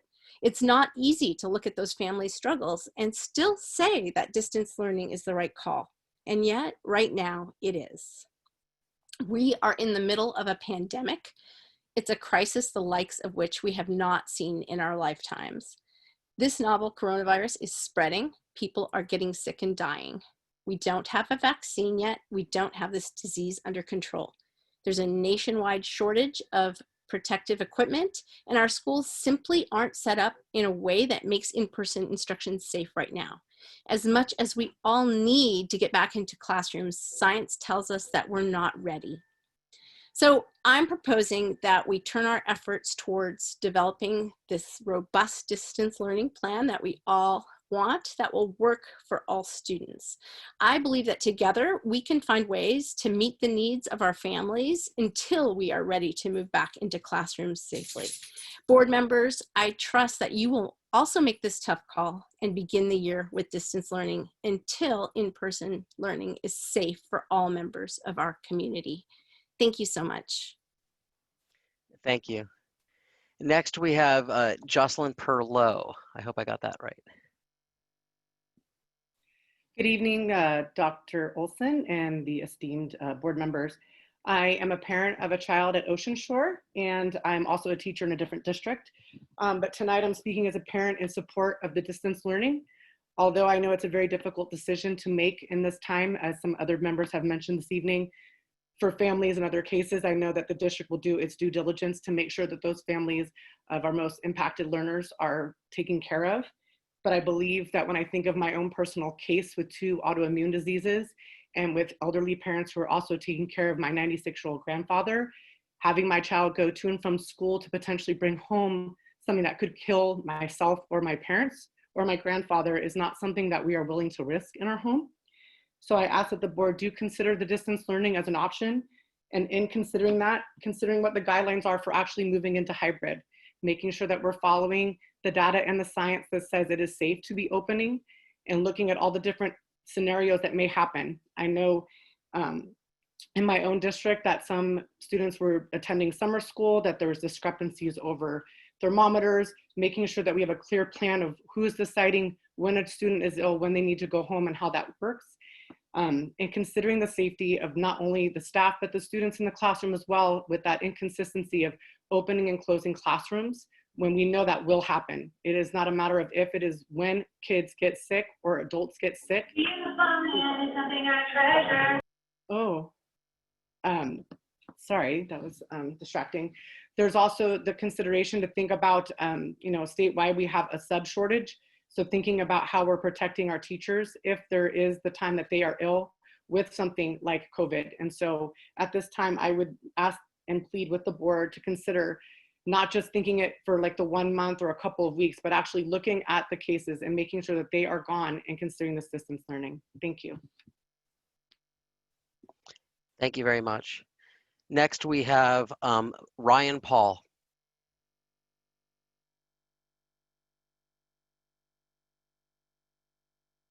Can someone please unmute Ryan Paul? Oh. There you All right, go. I think I'm unmuted now. Yep. Hi, Ryan Paul here, longtime listener, first-time caller. I'm a father of one at Jefferson and one at IBL, and a husband of a teacher at Ocean Shore School. I want to talk about outcome-oriented decision-making. Outcome-oriented decision-making seems like a no-brainer, right? Sounds like what we do every day. We think we might of what we might like to have happen and then take action towards that goal. The thing that gets in the way of our outcomes is scope or vision. Too short-sighted, and we have unintended consequences. So it's best to keep our goals broad for a maximum buy-in from all involved parties. The more people working together, the easier it is to achieve our goal. The key to setting proper scope is asking, not telling, what we want to achieve, and then asking along the way if we are advancing towards our goal. If we are not, we need to adjust our course. A lot of work has been done to try to get kids back to the classroom as often as possible for as much in-person instruction from our teachers and interaction with their friends as possible. I want to acknowledge that this is no small task and involves so many variables as to make it seem next to impossible, and yet we have done it. We have a plan to get kids back in school up to 2 half-days a week with isolated bathrooms, a plan to go to a distance learning curriculum in the event of an outbreak. My question is, was this the desired outcome? After watching the slides of the 4 pillars, safety looks like it may consume a not insignificant portion of the day. I think we can all agree that our goal is to provide a quality education for our kids. Certainly we can do that without being putting our community at risk for organ failure or death or just 2 weeks of a hellish illness. We need only look at how we handled the shutdown when we first closed schools and ask if we were able to advance our goals despite so many obstacles. PSD made a heroic effort to deploy laptops, distribute meals, provide distance learning to our students. Was it easy? No. Was it fun? Well, maybe for the first couple of days, but then not so much. We all scrambled to adjust to our new environments, but once we had it figured out, things stabilized and we moved forward. Why not look at a complete distance learning model as a means to achieve our goal of providing a quality education? We have already proven it is possible, and if we plan for it and plan to provide proper training for teachers, like the class my wife took over the summer, the quality of instruction would improve significantly. And even if that is not the stated curriculum, can't we agree that everyone should be getting training on this for the very first outbreak that happens at school? Or should we repeat the last scramble we did? I'm going to close with a comment on health in our current situation because that seems to be a focus, a reminder of what we are actually trying to avoid and what is at stake. Consider the Arizona teacher who died, Kimberly Bird, in an area with 50 cases in 4 zip codes. Pacifica has 81, and the Bay Area has over 36,000 right now. She was asthmatic, like my wife. No students in the classroom, 3 teachers, all following all safety protocols. Or consider my wife's friend that is recovered. She lost all kidney function when she got sick, but luckily she survived. After 3 months of dialysis, she is left with 40% kidney function, along with a host of health concerns that emerge weekly. What happens when a return to school spreads the disease and kills just 1 teacher, 1 student, 1 parent, or 1 grandparent? How high a price are we willing to pay for 2 days a week in the classroom this year? Do any of you have a spare kidney? Please also stop using the language that suggests we need to feel safe. We do not just need to feel safe, we need to be safe. Thank you. Thank you very much. Next, we have Jessica Paul. Hello. Jessica Paul, 6th grade teacher at Ocean Shore and parent to 2 in Pacifica schools. I am fortunate that teaching is not my primary source of income, and so will only return if safe to do so. I choose to do it because I love teaching and being a part of my community. So I speak instead on behalf of the many staff members and families that have been afraid to speak up. We are in favor of a distance learning model until we have data and a budget to suggest a safe return to an in-school model for education. Many more families than the questionnaires indicated, 10%, are in favor of the DL model for the calendar year and possibly the entire school year, but want it to happen within their chosen school community. I urge the district and board to commit to a long-term distance learning program, allowing staff to immediately get to work, creating a robust DL program instead of flip-flopping from DL to hybrid and DL again when someone gets sick. This does not have to be the same struggle we experienced during the spring semester where we had 3 hours to plan, although we are quickly heading in that direction. Allow us to get to work creating a DL program that is engaging with quality curriculum, socialization components, and relationship bonding with all the proper resources and support services in place. I know I am certainly more prepared to teach a DL class after taking a course with the San Mateo County this summer. In regard to learning in the building, at last week's staff meeting with the superintendent, where teacher concerns about safety are routinely brushed aside and solutions have not yet been provided, a particular response stuck with me. It was suggested that the district is providing a measured response with actual safety versus staff's perception of safety. Safety measurements suggested things like temperatures taken, masks worn, 6 feet of distance, learning areas cleaned thoroughly. Perception of safety. Not having a fever does not preclude you from being a carrier of COVID. Masks are worn improperly, may not be required by some or even refused. Many classrooms do not allow for 6 feet of distance, even in a hybrid model, and often lack proper ventilation. Examples that have already presented themselves. On March 9th, a letter was sent to the parents from the superintendent about the district response to COVID. One section read, "We are cleaning all learning surfaces with a germicidal cleaner each day." This was news to me. I requested the cleaning supplies the next day. They arrived on Monday, March 16th, after students had been sent home. In June, 8th graders at IBL were taking grad pictures at school. Social media revealing 15, 20 kids on school campus, shoulder to shoulder, no masks, no distance, no safety, no way to enforce the agreed upon rules. This is not an opportunity to assign blame. It's an opportunity to understand the nature of the problem we are up against.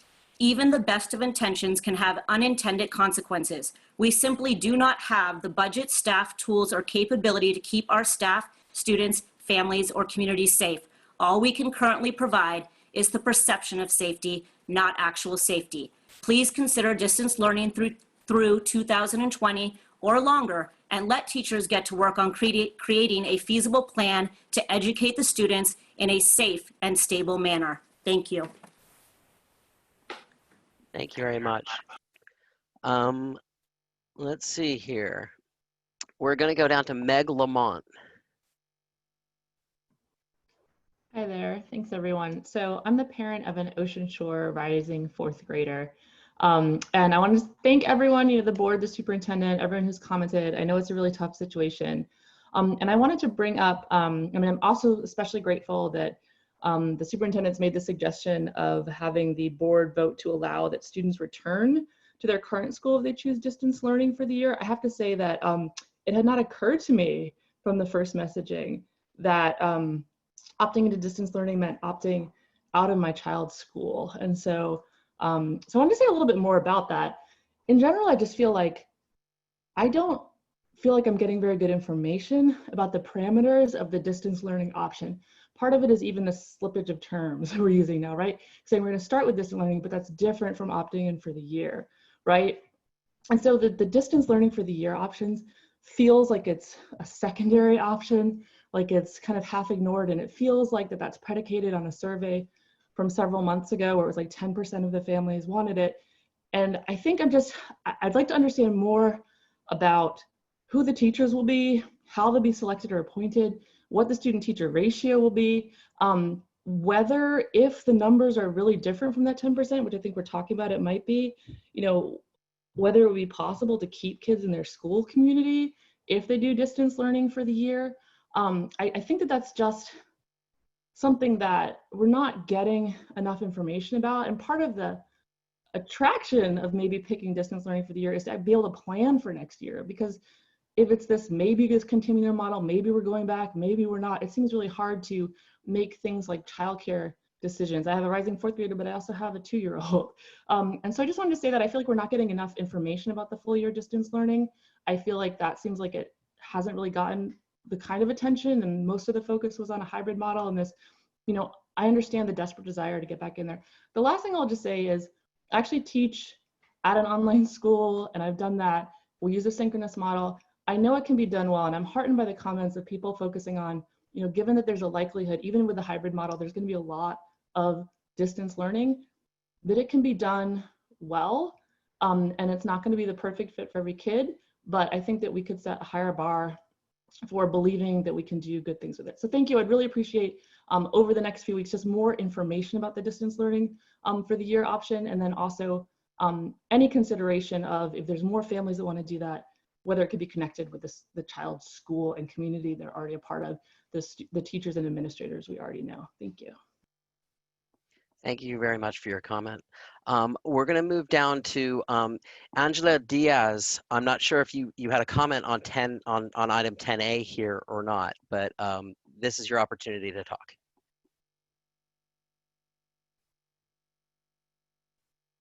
And you are not yet unmuted. Can you hear me now? Yes. Okay. I'm a teacher at Valamar. I teach 8th grade language arts and social studies. I'm also a parent in Valamar. I will have a 2nd grader and a kindergartner. And I might not be as eloquent of a speaker because I tend to get really emotional when things are important to me. So when you send your children to me, they are my children. They're my kids as much as my babies are my kids. So when I do those active shooter drills every fall, when I say I would step in front of a bullet for your children, I 100% mean it, even if it means that my babies would no longer have a mom, because your babies are my babies when they come to me. And the thought of that is that, you know, I don't see that danger coming, but we see this danger coming. And I would still put myself there for your babies, but I don't want to have to put my babies in that danger. And I don't want to have to put your children in that danger because they mean the world to me. There is nothing on this earth that matters more to me than my children. The second thing that matters the most to me is my job and your children. And there is nothing I wouldn't do to keep them safe and do what I can for them. And so I really hope that the board considers that the teachers at Pacifica love these children as much as they love their own children, and that you would think, you know, if I had a kindergartner, I have a 5-year-old and I have a 7-year-old, and what would happen if they ended up in the hospital because they had to go back to school because mommy has to work and now they have to go into school too. So, you know, I'm sorry if I'm not as eloquent and I don't have as many, you know, bullet points, but emotionally, I love these children. I love your children and I love my children. And I wholeheartedly suggest that we don't put these children in danger in the fall. Thank you. Thank you very much, and happy to hear from you. I think you were very eloquent. So, thank you. Thank you so much for your input, your comment. I'm just going through here. I just wanted to remind everybody that the Q&A is not for asking questions. The Q&A is for requesting to make comments in public. So I'm scrolling through, and I have to skip over these questions. I'm sorry. Let me see. And I'm down to Mary Martini.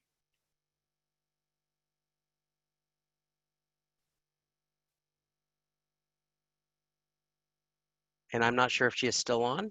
Mary Martini? Hi, sorry about that. I got disconnected. No worries. Thank you all and I appreciate the teachers voicing their opinions. I understand how scary it must be for them going to work every day because I do, as do a lot of other parents within the school district. So when you have a household of 2 working parents who work full-time and you don't have family in the area, the question comes down to, what are our kids going to do? And that hasn't been talked about as of yet. I sent to the board members a little bit of research about how there's about 41% of students that are at risk for inequality while distance learning. It is a student's right for education, according to the California, sorry, I'm really nervous. I don't do public speaking. And sorry, according to the California Constitution.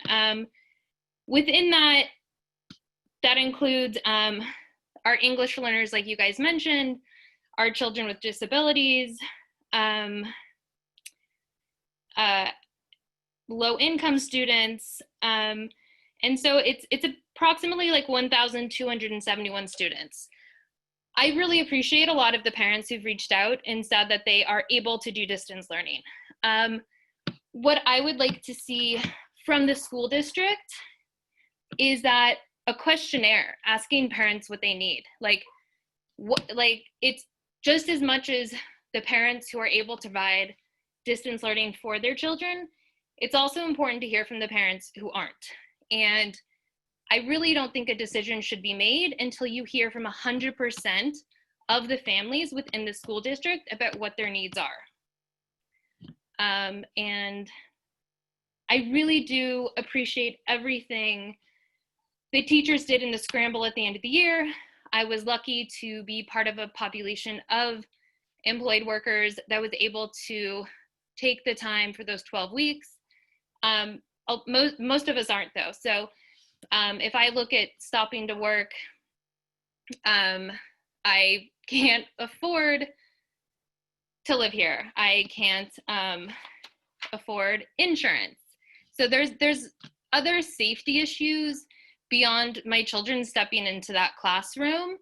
And again, about 1,271 other students based on some simple research I did on great schools and just regular general information. So our teachers did a wonderful job, but now we have to make a decision for our students. And so thank you all. Thank you very much. I'm going down through the list and we are at Maria Barr. Hi, my name is Maria Barr and I'm a parent of an incoming first grader at Valamar. This is my first school board meeting and I'm also a full-time working parent. I first want to say I appreciate all of the effort and care that has gone into these proposals for distance learning and hybrid models, and have heard the overwhelming support of these on this call. I am curious if there are other models that the district has considered. For example, an outdoor school model where the classroom is brought outside on school property or in Pacifica parks, utilizing open space to address social distancing and ventilation issues. I won't pretend to understand all of the safety and liability considerations associated with this, but as one example, I have found the National COVID-19 Outdoor Learning Initiative by the Green Schoolyards of America, launched at a public forum in June with the San Mateo County Office of Education, with the goal to create frameworks, strategies, and guidance. As a parent, I would greatly appreciate knowing if there are other options to consider and how we as parents can support the district and teachers in these efforts. Thank you. Thank you very much. So next I have, I'm terrible at names, my apologies in advance, but Patricia Defichereau. I hope I got that right. Yeah, you got it right. Thank you. Thank you. Thanks, everyone. It was fascinating, very interesting to hear the discussions tonight. To give you a bigger context, my son is in special education RSP services at Ortega in 4th grade, and I am an HIV and a clinical research scientist. So I really ride smack into the fight against COVID, and really appreciate the blessing to be in a school district where there is such a educated conversation between the leadership and the community, and that everyone can bring their voices, because this is not an easy decision to make. And I don't have a speech prepared. I just decided to put my name down, but I had a question for you all that I wonder we could maybe bring into the discussion in terms of going forward, in terms of outdoor learning. We're going into a season where we might have fires, and that is going to compound the effect of leaving doors open and ventilation, if that is an issue for the classrooms. I'm also really willing to help in this process in every way that I can with the work that I do, and I do have resources that I'd be happy to share from UCSF, where I work, where we have nearly daily meetings on the various aspects of what's happening in the COVID research in terms of impact in children and other topics that might be interest to this community. And I'm really looking forward to contribute in every in possible way that I can. And I didn't know how I could do so. So I really appreciate that we're able to have an open conversation like this. It's a blessing. How many people are there? Thank you very much for your input. I am going down the list. So I've got Ferris Jara or Yara, I'm not sure. Is Ferris there? Faris? I'm not sure if I'm pronouncing it correctly. Okay, we're gonna move on. Michelle K, did you have a comment?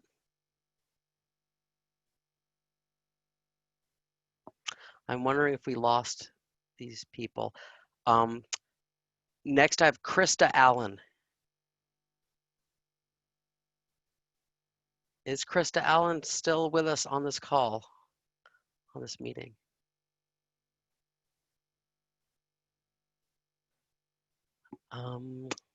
Okay, I'm down to Rob. Oh, I'm sorry. I was having a hard time unmuting. Oh, okay. You caught me, good. Hi, I'm a parent of a student at Ocean Shore. I would like to comment because where I work, adults go to school at a college, and they have been allowed to come in and do some schooling over the summertime.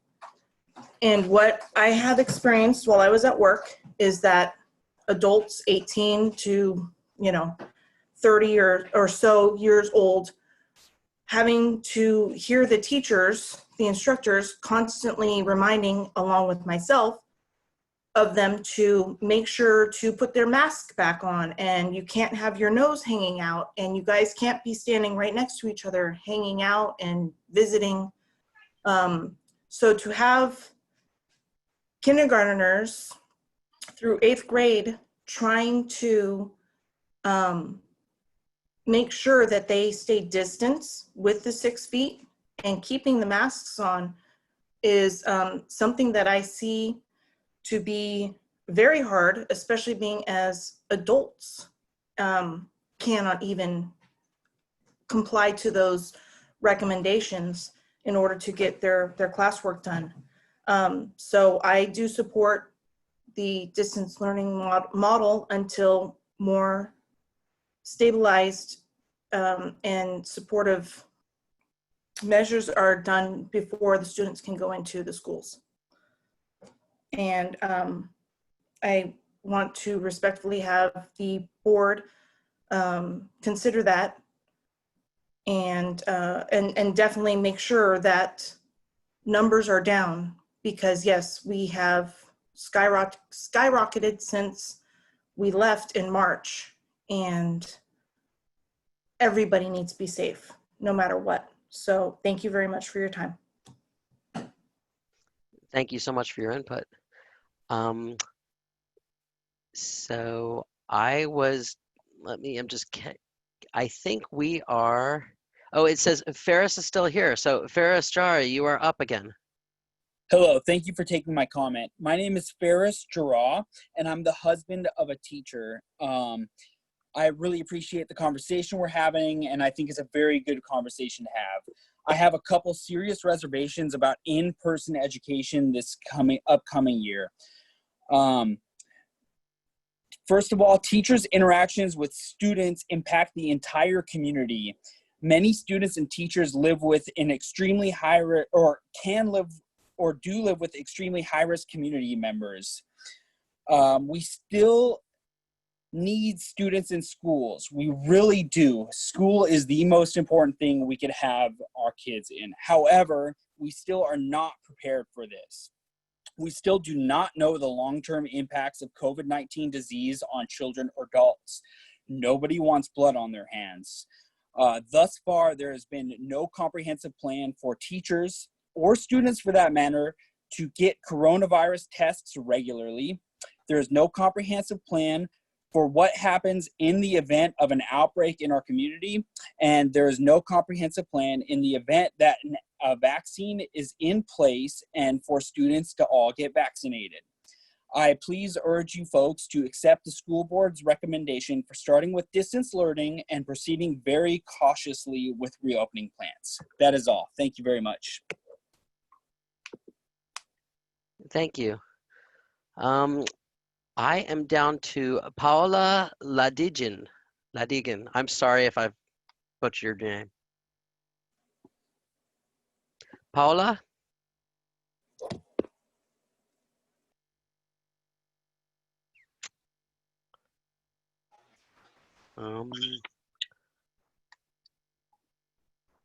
Is this Paola? I do not. Oh, yeah. I think that is about it.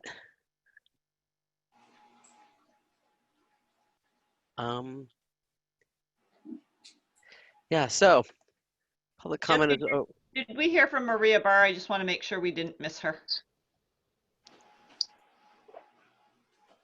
We did hear from Maria Barr, I believe, did we not? Or did I skip over her? Yes, we did. Yeah, we heard from her. I've been writing all these down. So indeed, I have notes for Maria Barr. So I believe that we have made it through public comment, and I'm going to go back to this.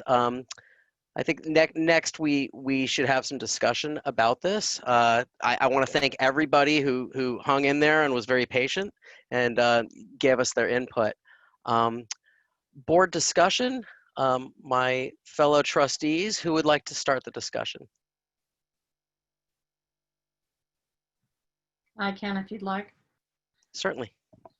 I think, I first I want to commend all the groups and the staff and the parents and everyone who worked on the plan to go back to the hybrid plan. There was a lot of work. They put a lot of thought and consideration into this. All the scientific background, just all the information, I know all the information they've gathered from everywhere. Unfortunately, our numbers are going up. So I do think we need to at least start. I think Jefferson chose 6 weeks to start with for the distance learning, but with the hope of going to the hybrid or in-person plan at some point. I mean, that still would be the goal. And it's just, I know it's a real problem for essential workers or things like that. And hopefully we can look into something maybe through the city or through the county where they do have childcare or some programs for essential workers. So at least we can help with that. I know we're still doing the food delivery and covering that base. There's something, yeah, there's just many lens on everywhere, but I don't think we can risk the health of our staff or students. But you know, we all hope that it will get to the hybrid plan and then hopefully someday a vaccine and the full plan. Thank you very much. Does anybody else, who wants to talk next? Kai? So I first want to say that I appreciate everyone that spoke tonight. I want you all to know that I also am part dealing with a lot of the same issues that all of you all are facing. I have a student in IBL. I have my mother who's a senior who lives with me. I have to think about childcare, even though my daughter's a little bit older and she can stay by herself. So when I consider what to do going forward, I am facing all of it as well. So I wanted to have you all understand that I share the same, apprehension. As a board member, my priorities are the safety of our students, the safety of our teachers, and the safety of our staff. And I had no idea I would be on a board dealing with a pandemic. I was appointed to this board. This was a whole new place for me to be, a place to learn. And this is not what, I had no idea that I would be in this position to decide what really comes down to is a life or death decision. We don't know what this COVID-19 is doing now. We don't know where it's going. And the unknown is the possibility of losing a child or losing a staff member. And so I will not take that risk. And I just want to put that out there, that I want to make sure that we do the safest option possible. So distance learning is where I've already been. I know that this is hard on a lot of parents. Again, I face a lot of the same issues that many of you are facing. Childcare. I think this is one of those times where you have to look to your neighbors. You have to come together as a community. We're going to have to be very creative and find solutions, to survive this pandemic. We have to think about how can we help one another. As a board, we're going to have to be creative and, help, lead, because that's what we need right now. We need leadership. So we're going to have to figure out ways to support all of our students. Yes, this is not ideal, but we have to figure it out. And I am committed to doing that. So safe return to school, the only way I see that we would bring our students back to school is if it actually is safe. I would never vote in a way that didn't put the safety of the students and the teachers and the staff first. So I just wanted to, let you all know that I understand how you feel, and I am constantly thinking about the responsibility that is now on our shoulders as a board. And I will do my best, and I know that the board will do our best to pick a plan that keeps everyone safe and gives our students the best education that we can provide under these incredibly strange and weird circumstances. So that's all I wanted to say. I'll go ahead and make comment if that's okay. So I'm a parent and former teacher and school board member. And I've been thinking about this a lot, and actually from the teacher's perspective, I have to tell you a quick story about myself, is that I was a teacher on the morning of 9/11, and I got a phone call that I should turn on the TV and see what something crazy was happening. So I turned on the TV, saw one tower burning, and minutes later saw the second plane fly into the next tower. I was scared, I was freaked out, as everyone was, but I kept thinking, I have to get to school. I have to tell my kids it's going to be okay. And I have to be there to be the strong force for them, to assure them. I got to school, everything went as it did. And I spent the day reassuring high school students that everything will be okay. So as a teacher, I understand the compulsion to want to go to school to want to tell your students it's going to be okay. But we have to do as educators today is take the move towards distance learning and do that from that place, because that's the only way really that we can all be okay and we can assure to our students that they're going to be okay. So I've spent many days thinking about this, and at the end of the day, that's where I'm going to land, is I'm going to vote that we should start in distance learning. So that's how I feel about that. Thank you. Thank you very much. I could go next. Yeah. First, I just want to thank all the community who wrote to us so we could read their concerns. My concerns are the same. So I just want to put out there that I'm supporting distance learning as our first phase. And I hope we can do this in phases, but after listening to some of the parents and teachers, you know, I'm thinking that we need to have something that's a little bit more concrete.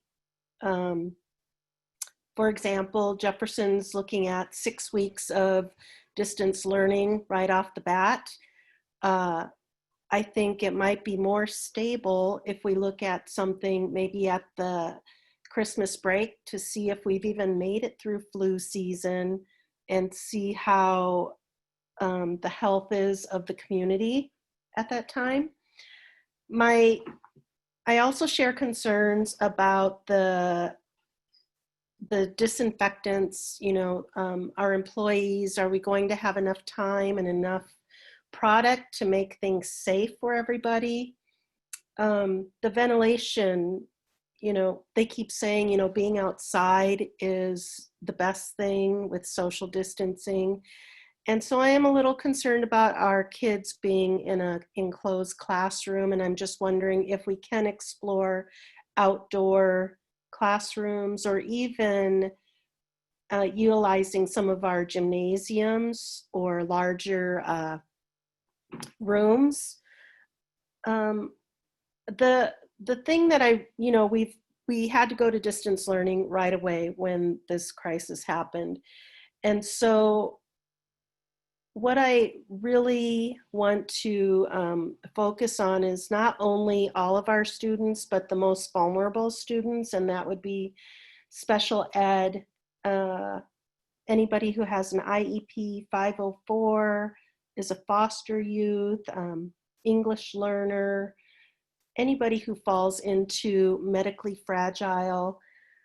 I want to look into, and I've only heard of this a couple times, let me find my notes, home health, hospital teachers, if they can help us with our medically fragile, you know, who won't be able to return to school for the whole year. What is a home hospital teacher? How can they assist our regular teachers? And also helping with consistency with our special ed kids. So that would mean hopefully having a familiar cohort or bubble of people that they already know so that they don't have to readjust. When I was volunteering at Ortega, I used to see the special day class there, and they really need the most support. And so hopefully just being able to keep things stable for them. I also agree that, you know, this decision was made rather quickly. And so I'd like to see more on the distance learning model that we're going to be using. And let's see, I took a lot of notes, so I just want to make sure I cover everything. Most importantly is how are we going to, when and if we do move to the model, how are we going to keep our bubbles and our stable cohorts safe? Is there going to be testing, you know, of any of our teachers, staff, kids, anybody in the bubble?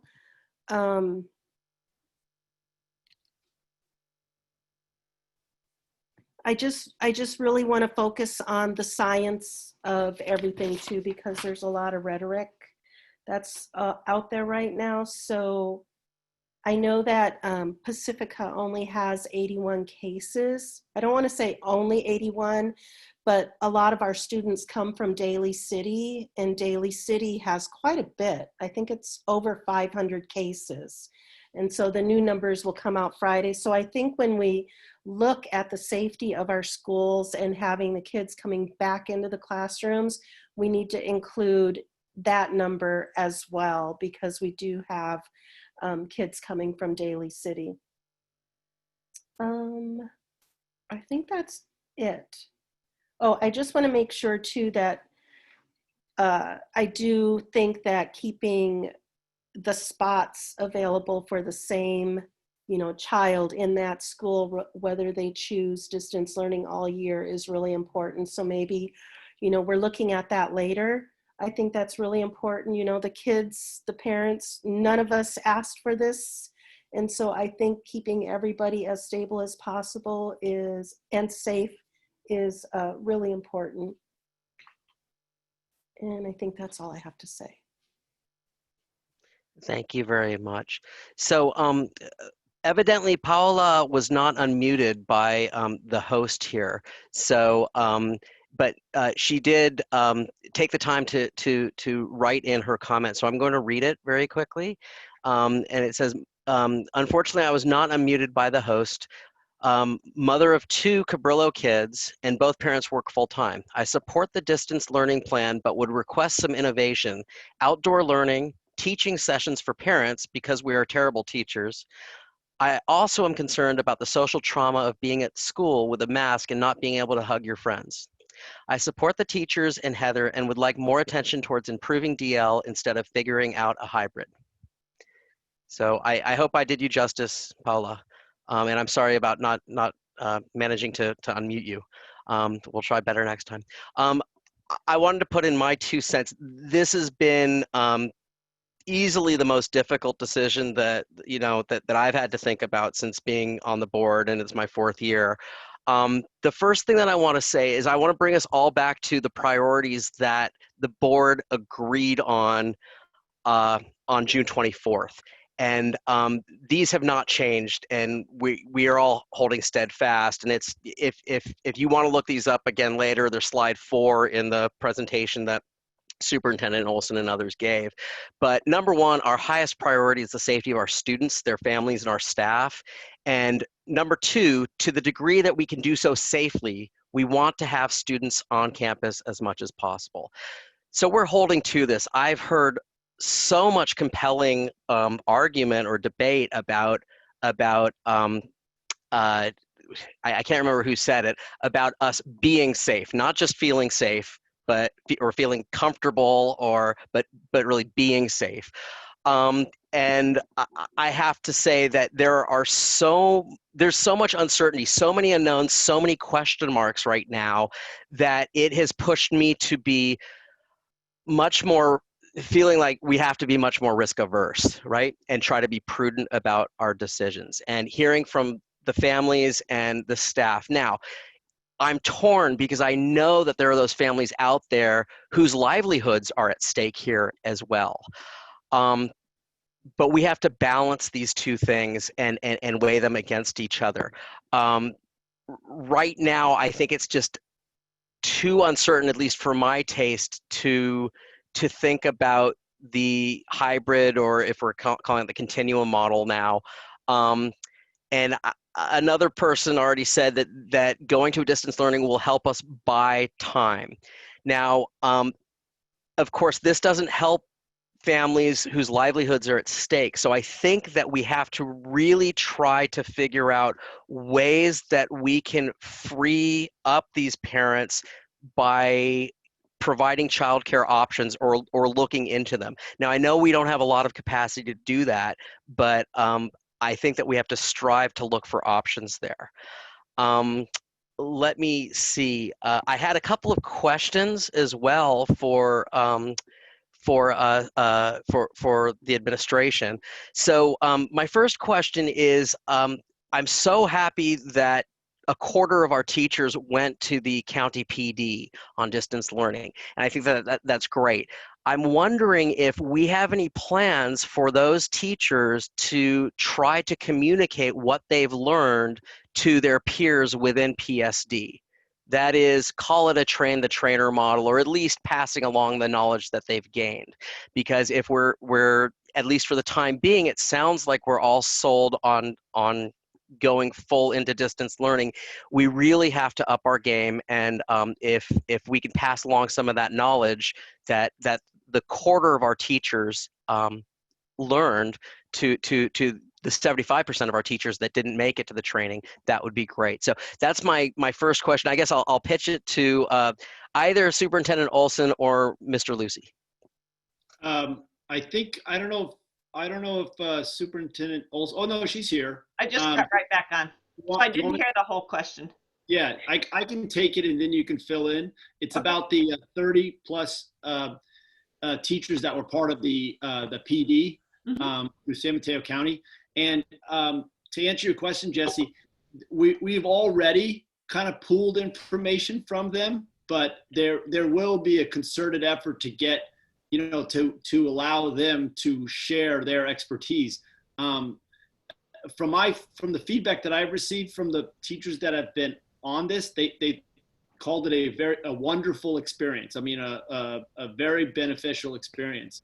My next question is, I'm wondering if there's going to be some more offerings along those lines too. But I know already that teachers have, within the work groups, have been sharing information from that, and then also have been sharing with each other. But there hasn't been yet a concerted effort to establish, kind of like what you're saying, a teacher for teachers training with that. But that will, I anticipate that happening. Okay, thank you. Really quickly, I want to go to the third priority, which still stands, and that says we'll focus on the students who experience the largest gap in learning during distance learning. And distance learning is going to continue, we think, here.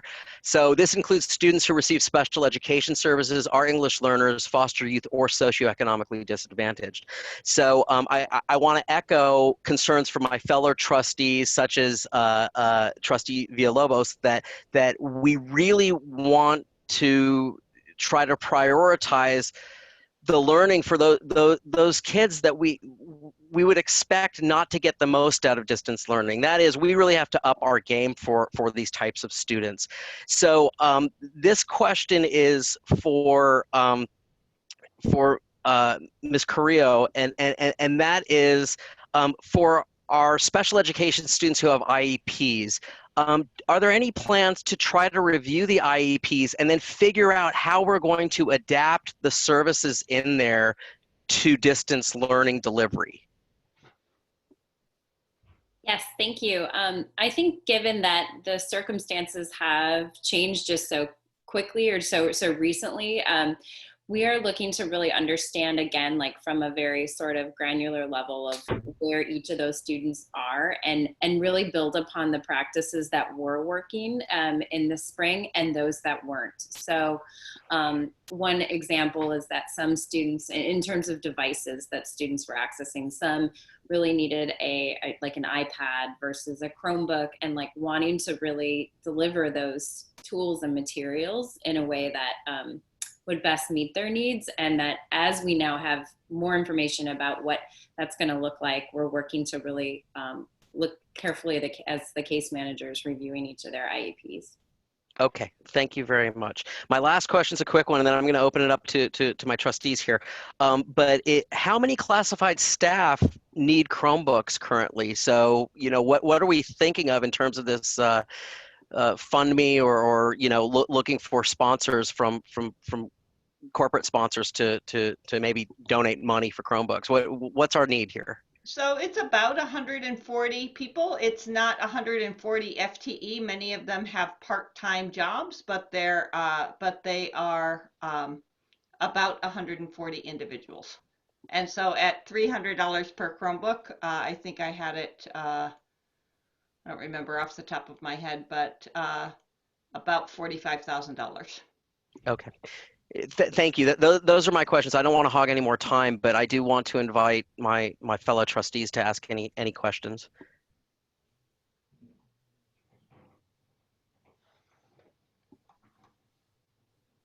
It's not really a question, but going over whether the students would be able to return to their home school if they chose for the 1 year of distance learning. Are we covering that later, or is that part of this?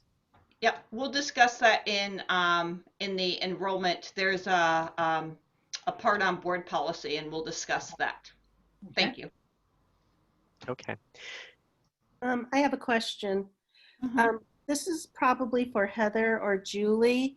Is it possible to research and find out how much it would be for home health teachers or the students that are medically fragile and can't return for the whole year?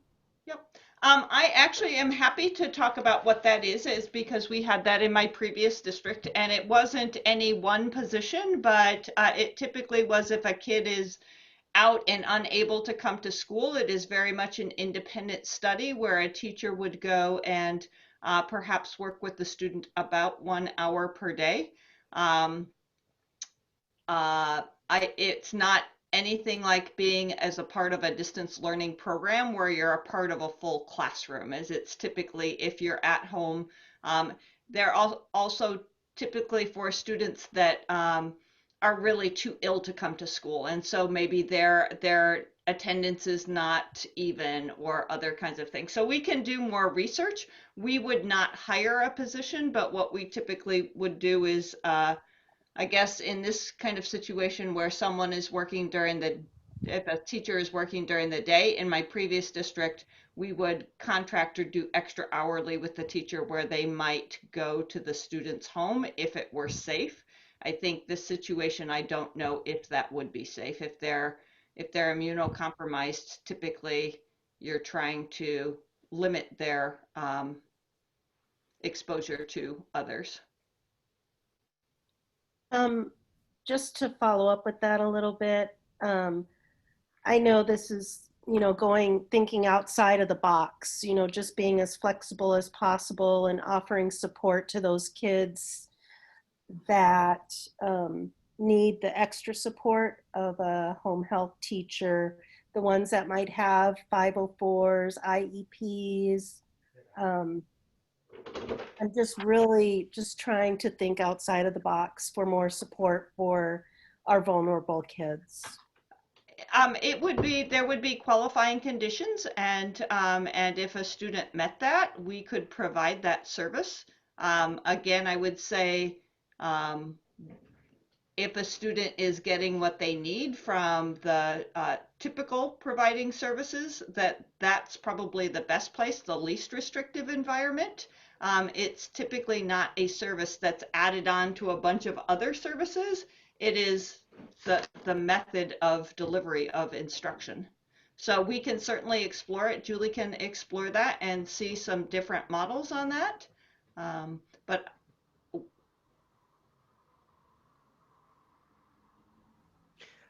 Okay, I guess I wanted to put in a plug. I just flashed on something that I think one of the parents said, and maybe it was Paula, but I think it's really, really important that we explore supports for parents, because without them as really capable partners, I don't think distance learning is going to be as effective as it could be. And I don't think that there are a lot of parents that are prepared, myself included, to take on some of these responsibilities. And the more or better support that we can provide them, I think the smoother it's going to be. It's going to be an investment that's going to pay off really, really handsomely. So I just want everybody to keep mindful of that. And I think we have a huge opportunity here to really up our game compared to when we were blindsided with this back in March. So, it's not an optimal situation, but we can certainly do the best that we can do. Finally, I just want to thank the administration and the staff and everybody for coming together. All of your all of the work that you've been putting in. I know everybody's been killing themselves putting in the work, trying to plan not only for distance learning, what we thought would be a contingency there for sort of distance learning or an option, but also for the hybrid or continuum plan. I don't think that all of that effort is for naught. And I hope that we're going to get to a place where the numbers indicate that we are all safe. Not that we just feel safe, but that we all are safe, and we can do that phase in, because we heard from so many teachers tonight, they want nothing more than to be back in the classroom, to be face to face with their students, and we need to be prepared for that, and you guys have already done a lot of really good footwork for that. So thank you so much for your effort and your commitment to all of this. I know we're not going to vote on this. I think we agreed, right? Yes, so I would recommend that we come back on Tuesday, 6 p.m. or 7 p.m. It would be a special meeting. Okay, are we setting this right now? So I believe that we are able to. Does 6 p.m. work for everyone? That's fine for me. That'll work for me. I'm fine with 6 p.m. Me as well. Can I just add one more thing? Sure. For some reason, I can't see the Q&A anymore. It's been about since 47, and now it's at 67. But I did have a chance to read over some of those before I couldn't access them any longer. And I just want to support that. I do think, this happened so quickly. I do think that we need to see the distant learning model to be added to this. Because what we have mostly is the going back to school 2 days a week and then 3 days of distant learning. So I do feel like we need to see that attached before this one, so that everybody has a clearer picture on what we're looking at. I agree. And Laverne, thank you so much, because I had the exact same thing. It stopped at 47, and then all of a sudden, poof, there's another 20 comments that showed up. So interesting. And Suzanne, we're keeping a copy of all of these? Yes, I am. Okay, thank you so much. You're welcome. Okay, so we will describe in a handful of slides the best that we can in terms of the two models of distance learning, full distance learning and the continuum version of distance learning. The meat and potatoes with the teachers piece will not be filled in at this point because we just haven't had a chance to meet with them yet, and that's scheduled, but I don't believe that we can get that before we get the board agenda posted on Friday, but we will fill in what we have as the details. The second question, Jesse, you just asked a second question? I can't remember. Sorry, I was reading the comments that came in. Oh, got it. Okay, got it. So, I mean, my second question, I think, was just about the voting, that we're not voting on this tonight. We're not voting. I think we were talking about Tuesday at 6 or at 7, and I think we have not heard from Laverne. 6 o'clock works. Great. Fantastic. And then the other question is, so in terms of when we do go to hybrid, whether it would be an AA or a BB day, there are some things that it seems like even if we start in distance learning, we don't need to know now, but we do. I think for parents that are trying to look into the future and anticipate their childcare needs, it would help them know whether it was AA or BB. My recommendation would be that we poll staff and that we poll families. And I think one of the good news about the high level of engagement is that we probably could have a strong sense by the time we meet next Tuesday. Would that make sense? Yes. Okay. To me. I'd like to hear from my colleagues. That makes sense to me too. Yes. Yes. Yes, I'm okay with that. Perfect. And the challenge is going to be making sure that we're clear, that people understand that we're moving towards starting in a distance learning perspective, but going to a hybrid, and if we go to a hybrid, what is their future or their preference? Okay, and that is all I have today on this topic. Okay.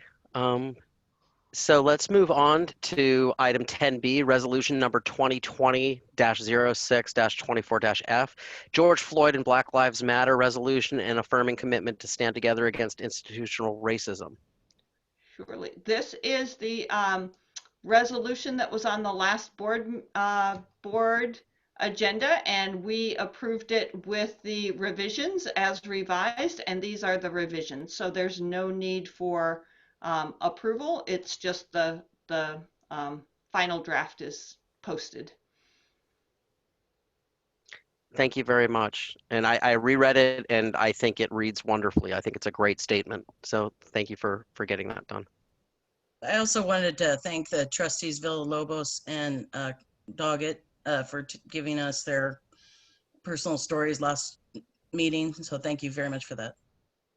And if I could just make a comment, I'm right now I'm emailing back and forth with Kalima, who is on the equity CSBA committee. And I'm just wondering, just for clarification, Jesse and Kai, was this the training that you two went to last year, or is this a different one? The equity network, yes. Yes. So Kalima just wanted some clarification from us if we were going to continue with that, which I think it's a most appropriate time, and that we would, I guess, decide on who would be going to the part 2 of this. And then there's also the fee of us going to it as well. So I guess I just wanted to ask for clarification on that. And then I'll just, when future agenda items comes, I'll just make a suggestion then. Perfect. Okay. I didn't know they were having a part 2 to the network. That's great. Well, so we still have a makeup. Yeah.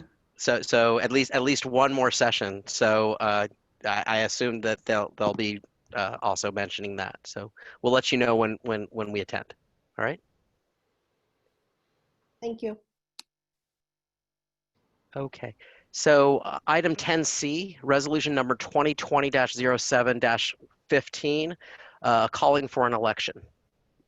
So we completed this at our last board meeting, and the issue is that we found out is that Trustee Brocchini is currently sitting in a seat that is for election for 2 years. When Kathy Shiakari resigned, she was in a 4-year position on the same cycle as Trustee Villalobos and Trustee Bradall. And so we knew that the appointment was until the election, and then we thought it started over 4 years, but we were wrong about that. So it's a 2-year position. So this resolution, I actually need to just adjust a little bit. It says that members are at the 4-year. And so I'll just check out with Suzanne, is that there really are 2 members at the 4-year and 1 member at the 2-year. Is that correct, Suzanne? That is correct. Okay, so the piece of paper that we have here says that the members are at 4-year. So we just would adjust that to say 2 members at the 4-year and 1 member at the 2 years. And so we just need, like last time, your approval so that the election can take place. So is there any discussion on this from my colleagues? Everybody understands? I understand. Okay. No comment from me. Okay, great. So do I have a motion to approve resolution number 2020-07-15, a calling for an election? I'll motion to approve. And I'll second it. Ms. Campos, can you please take the roll or the vote? Yes. Trustee Bradall. Yes. Trustee Brocchini. Yes. Trustee Doggett. Yes. Trustee Levin. Yes. Trustee Villalobos. Yes. Board passes 5-0. Thank you. Thank you. Item 10D, Outdoor Education Contract 2020-2021.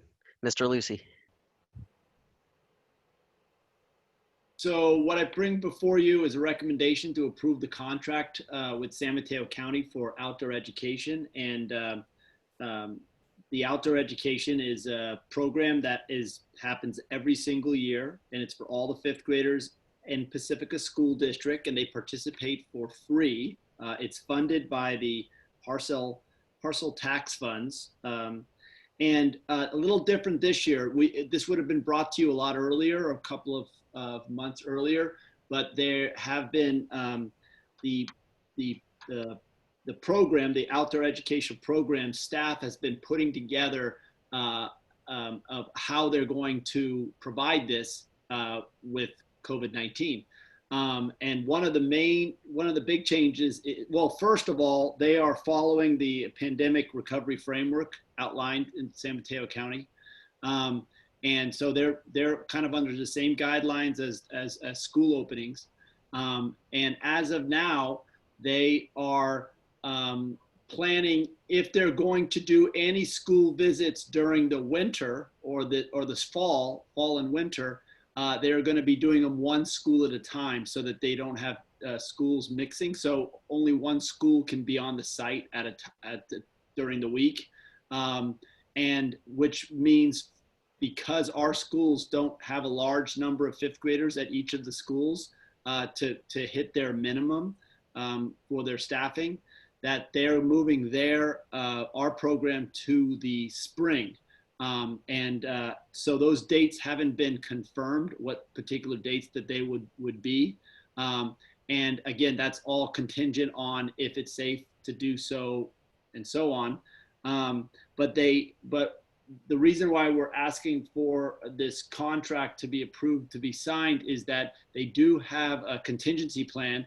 One being that they would actually, the outdoor education staff would come to the schools and do a kind of like a field trip format for 5 days, for 5 consecutive days, for them to experience the outdoor education curriculum, but at the schools in a field trip form. And then the other option is a pure virtual form. And with those two options, obviously the amount or the cost would be adjusted based off, it would probably be lower because they wouldn't have lodging or food and that type of thing.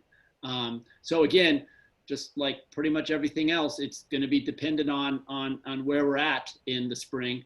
But we would like to, I'd like to recommend that the board at least approve the contract and concept. Thank you. Discussion from my fellow board members? Well, as a parent of a fifth grader, I'm glad that there's some sort of outdoor ed going to be offered no matter what. So, so I'm glad there's some options. Yeah, the staff at the outdoor education program I spoke to them on the phone a couple of times about this, and they're very motivated to make this work. And as for me personally, being a teacher in fifth grade in Redwood City for a number of years and going up to outdoor ed, I know it's an experience you remember your entire life. So it's something that hopefully our fifth graders can experience. And I just think it's good to have that being familiar and continuing on with some of our regular programs. So I'm in support of it. I think it's a wonderful program. Like you said, it's something the kids remember the rest of their lives. Hopefully it's something they'll be able to do by the spring outside. Yeah, it's just, I think it's been really important that we supported this for all the fifth graders in Pacifica, and thanks to the parcel tax. Yeah, I'm in agreement. I think that the outdoor ed is extremely important. I like how there are sort of contingency plans here, and we get the cost savings if they're not able to go on the full trip, and they'll do field trips instead. I'm still wondering what the virtual would look like, but I'm under the impression that anything outdoor ed related is better than nothing, right? And we have to just keep offering whatever we can in this. Hopefully, if things get back to normal, they'll be able to take advantage of the full trip. I'm just hoping that they will be able to participate. This is a crazy time. So love outdoor ed. My daughter really enjoyed it. So I do hope that this year's fifth graders are able to go. Okay, I think we're ready to vote on this. So do I have a motion to approve the outdoor education contract 2020-2021? I'll make a motion to approve. I'll second. Ms. Campos, will you please take the vote? Yes. Trustee Bradall, Yes. Trustee Brocchini, Yes. Trustee Doggett, Yes. Trustee Levin, Yes. Trustee Villalobos. Yes. Board passes 5-0. Thank you. Thank you very much. Item 11, board bylaws, board policies, and administrative regulations. Item 11A, BP 0415 equity. Superintendent Olson. Great. This is a little different than our typical manual maintenance. This was Trustee Villalobos asked us to take a look at the equity policy. This is one that CSBA did in March of 2018. And so I have two questions for you. Is from your perspective, does this have the right information and do we want to make any adjustments? And then the second question is, what is the timeline for this? So typically this would come back to a meeting in our next meeting in August. But we could also bring it back when we come on Tuesday because we will be looking at the intra-district open enrollment. And so I just would like your opinion around the timing of this. Probably no policy could be more pertinent to this work in developing plans than an equity policy. So time could be of the essence. Is there any way we can pull it up, please? I'm having trouble on my phone.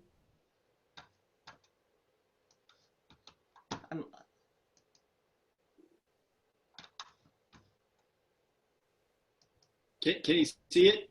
Is it up there? Yes, I can see it now.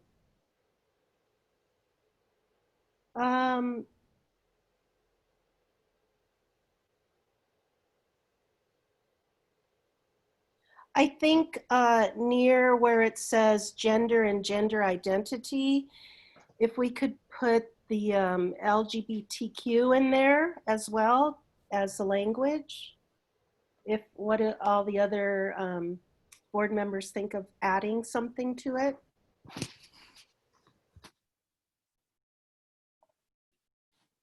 That makes sense to me. I'm fine with that. So it's just where do we want to put that then? I think right from the get-go would be good, where it starts explaining after race, creed, color, national origin, gender, gender identity, gender expression, if we want to put it in like right around there. Yep. And then anywhere else later on where they start to define everything again. Since we're talking about equity. Mm-hmm. Sure. And that would be my only recommendation, to come back with that. Okay. Anyone else? Any suggestions for changes? I don't. I read through it. I thought it read very well, but I wasn't, honestly, I was reading through it and I was not reading through it with a mind to make changes. So I can certainly do that and try to get back to you, and you can, you being Superintendent Olson, can redistribute it to the rest of the. You know what I mean? I might say on this one. This one was is CSBA's sample, which they're typically really pretty inclusive. I'm kind of surprised that they missed LGBTQ, but they're typically right on. And so if we think about this, you're welcome to. I just think in terms of the time people have between now and Tuesday's meeting, I don't know. We could also adopt this in August too. Like, we don't need to rush to do this. We can still hold on to these beliefs and make our decisions with that lens, and then adopt the policy in August. Like, this isn't a rush necessarily. Either way, I don't want to hold it up. So Does anyone feel like it needs to be passed by Tuesday?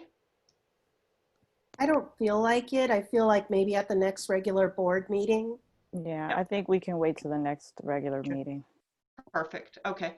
And so we will make that one change and bring that back to the next regular board meeting.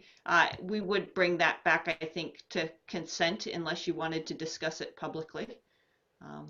And then oops, I was going to move on to the next item without. please do so. Item 11B, intra-district enrollment policies. Perfect. And this is the one where we would work, I would work with our lawyer on a one-year policy, and that would allow students to return to their school at the end of the 2021 school year, if they should wish to. And what that would require is that we freeze the waitlist placements during that period of time. So do I have your direction to do that? And I'll bring that back. And I do think that we should bring it back. I'll get it to you as soon as it is possibly ready, but I do think we should approve that on Tuesday, so that parents would have reassurance when they made the decision about going to the continuum of learning or the full distance learning. Okay, so right now it's just guidance. We're not voting on approving anything because there's nothing to approve. Right. I actually thought the hot item in this board meeting was going to be around this topic right here, was the enrollment policy. I didn't realize that we were going to pivot to an entirely new model of starting school. I'd say my direction would be to extend, them being able to return to their home school after 1 year. Deal with. I agree. Giving them that flexibility seems very important. Right. Absolutely. They should be able to go to their assigned school after the year. Yep. Yep. Like I said, nobody really asked for this, and we should be as flexible as possible. Perfect. And while on that flexible topic, one of the places where we would not permit returning to the school would be if they left the district. Correct? That makes perfect sense to me. Right. Yes. Yes. Yes.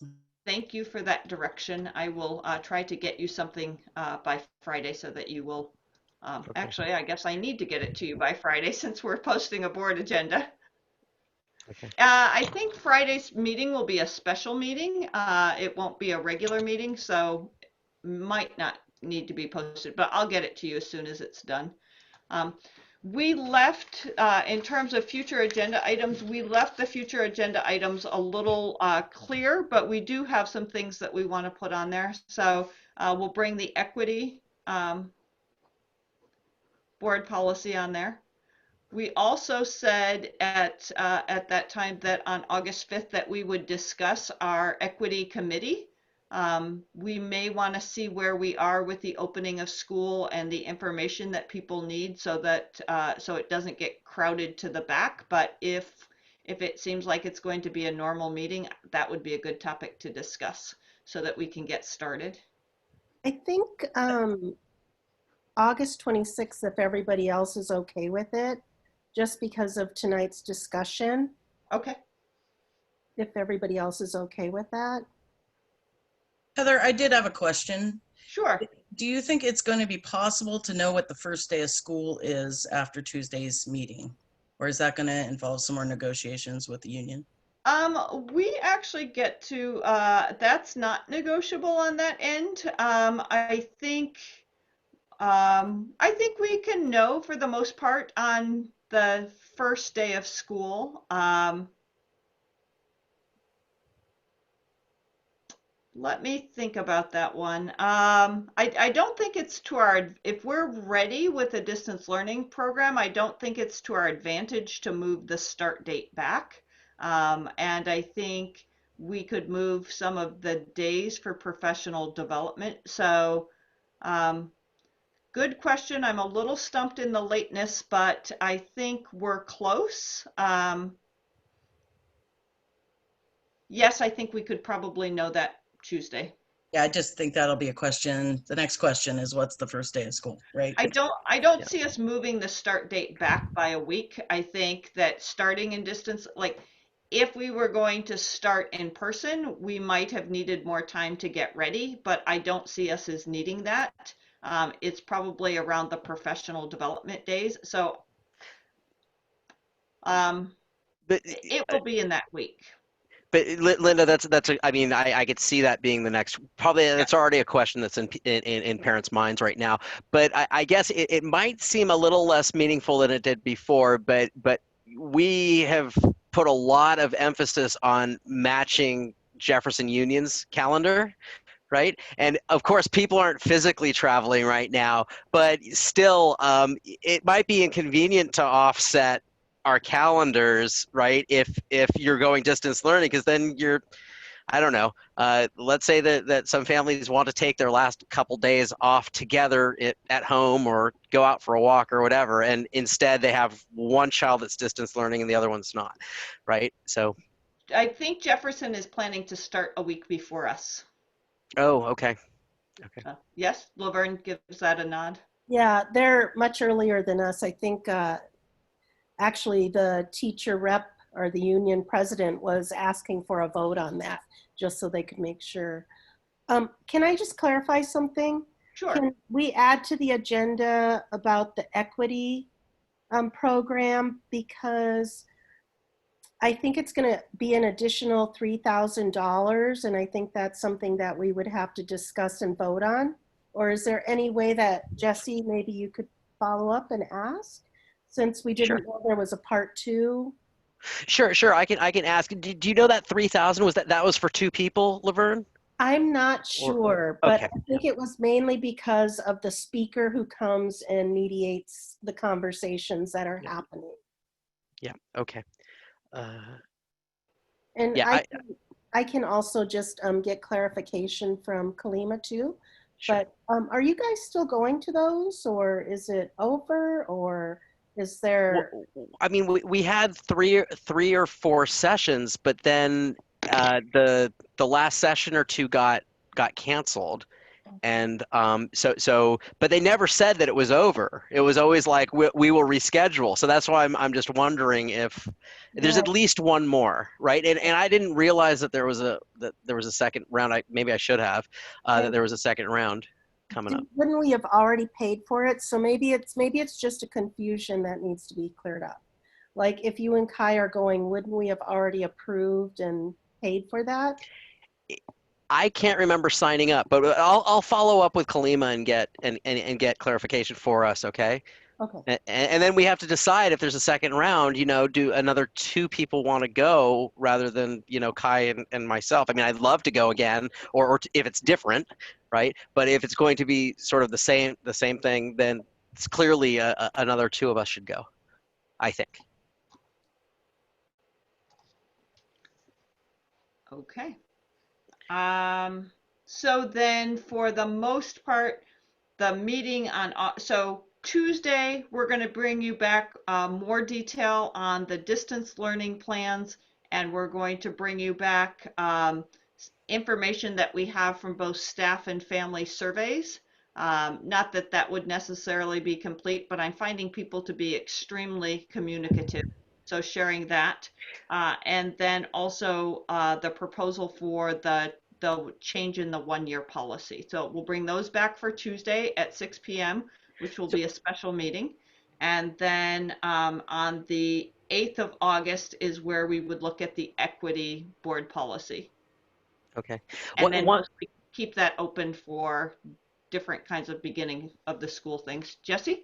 Okay, yeah, one question. I'm just sort of unclear because at some point tonight I heard, maybe it was a parent, maybe it was one of us saying we should poll parents again to get sort of a finger on the new pulse of what their needs are.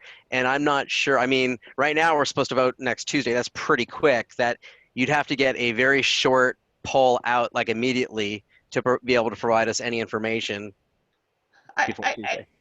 Honestly, it doesn't really at this point matter how many families are going to choose the full distance learning. We will staff as we need to. So if, our hopes are that they come in nice, even packages, but I think, should we find out that 2/3 of Ocean Shore School is going with a full year distance learning, we might be able to adopt that kind of measure of having it be school based, but I don't see it as being that big. So given that we're all but decided on this, then what we should think about perhaps is, I'm just throwing it out there, is polling parents on what their needs are, so we can get our finger on the pulse of those parents that really need childcare options or different types of support, and those working parent families that where one parent isn't at home.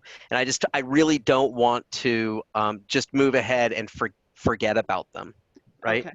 So I think it's really, like I said, it was a huge struggle for me, and I fell on the same decision as all of you, that safety definitely comes first and kind of trumps everything else. But I don't want to forget about the needs of those other families. I can't remember. Martini was, I think, her last name, but Mia Martini or something like that. But It's Mary that, Martini. oh, Mary Martini, thank you.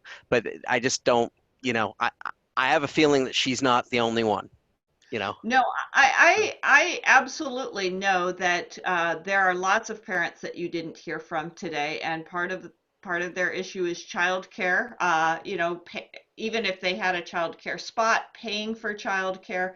So one of the tricks that I learned very early on as an administrator is that you don't ask questions unless you are prepared to provide,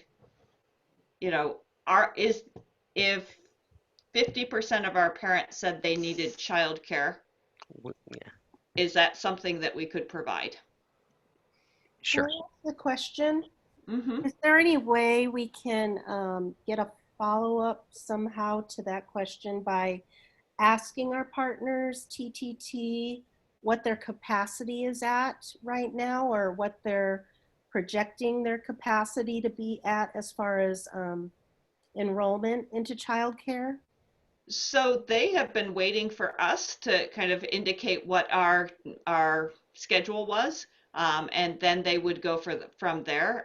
The only folks I have not talked to directly is Boys and Girls Club, but I have, a phone call with Rolando Madrid as soon as I can do it on either Thursday or Friday. I will talk to them about their capacity. I think we can think about maybe for some of our unduplicated students, finding some support, but I think I would just caution us to be very careful about setting expectations that we're going to be able to meet those needs, because I know that we can't. And some of the parents have said, can we help facilitate conversations where people could pair with others or do that? But the child care one is the one that keeps me up at night, is thinking about how hard that is for parents and knowing that there's not necessarily a solution for all of those. So I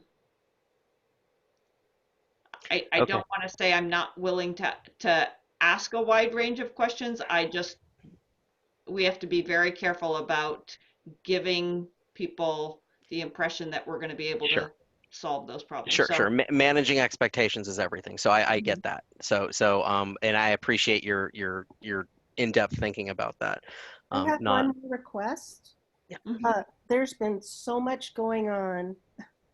I mean, my email, I'm sure all of you know, looking at your emails.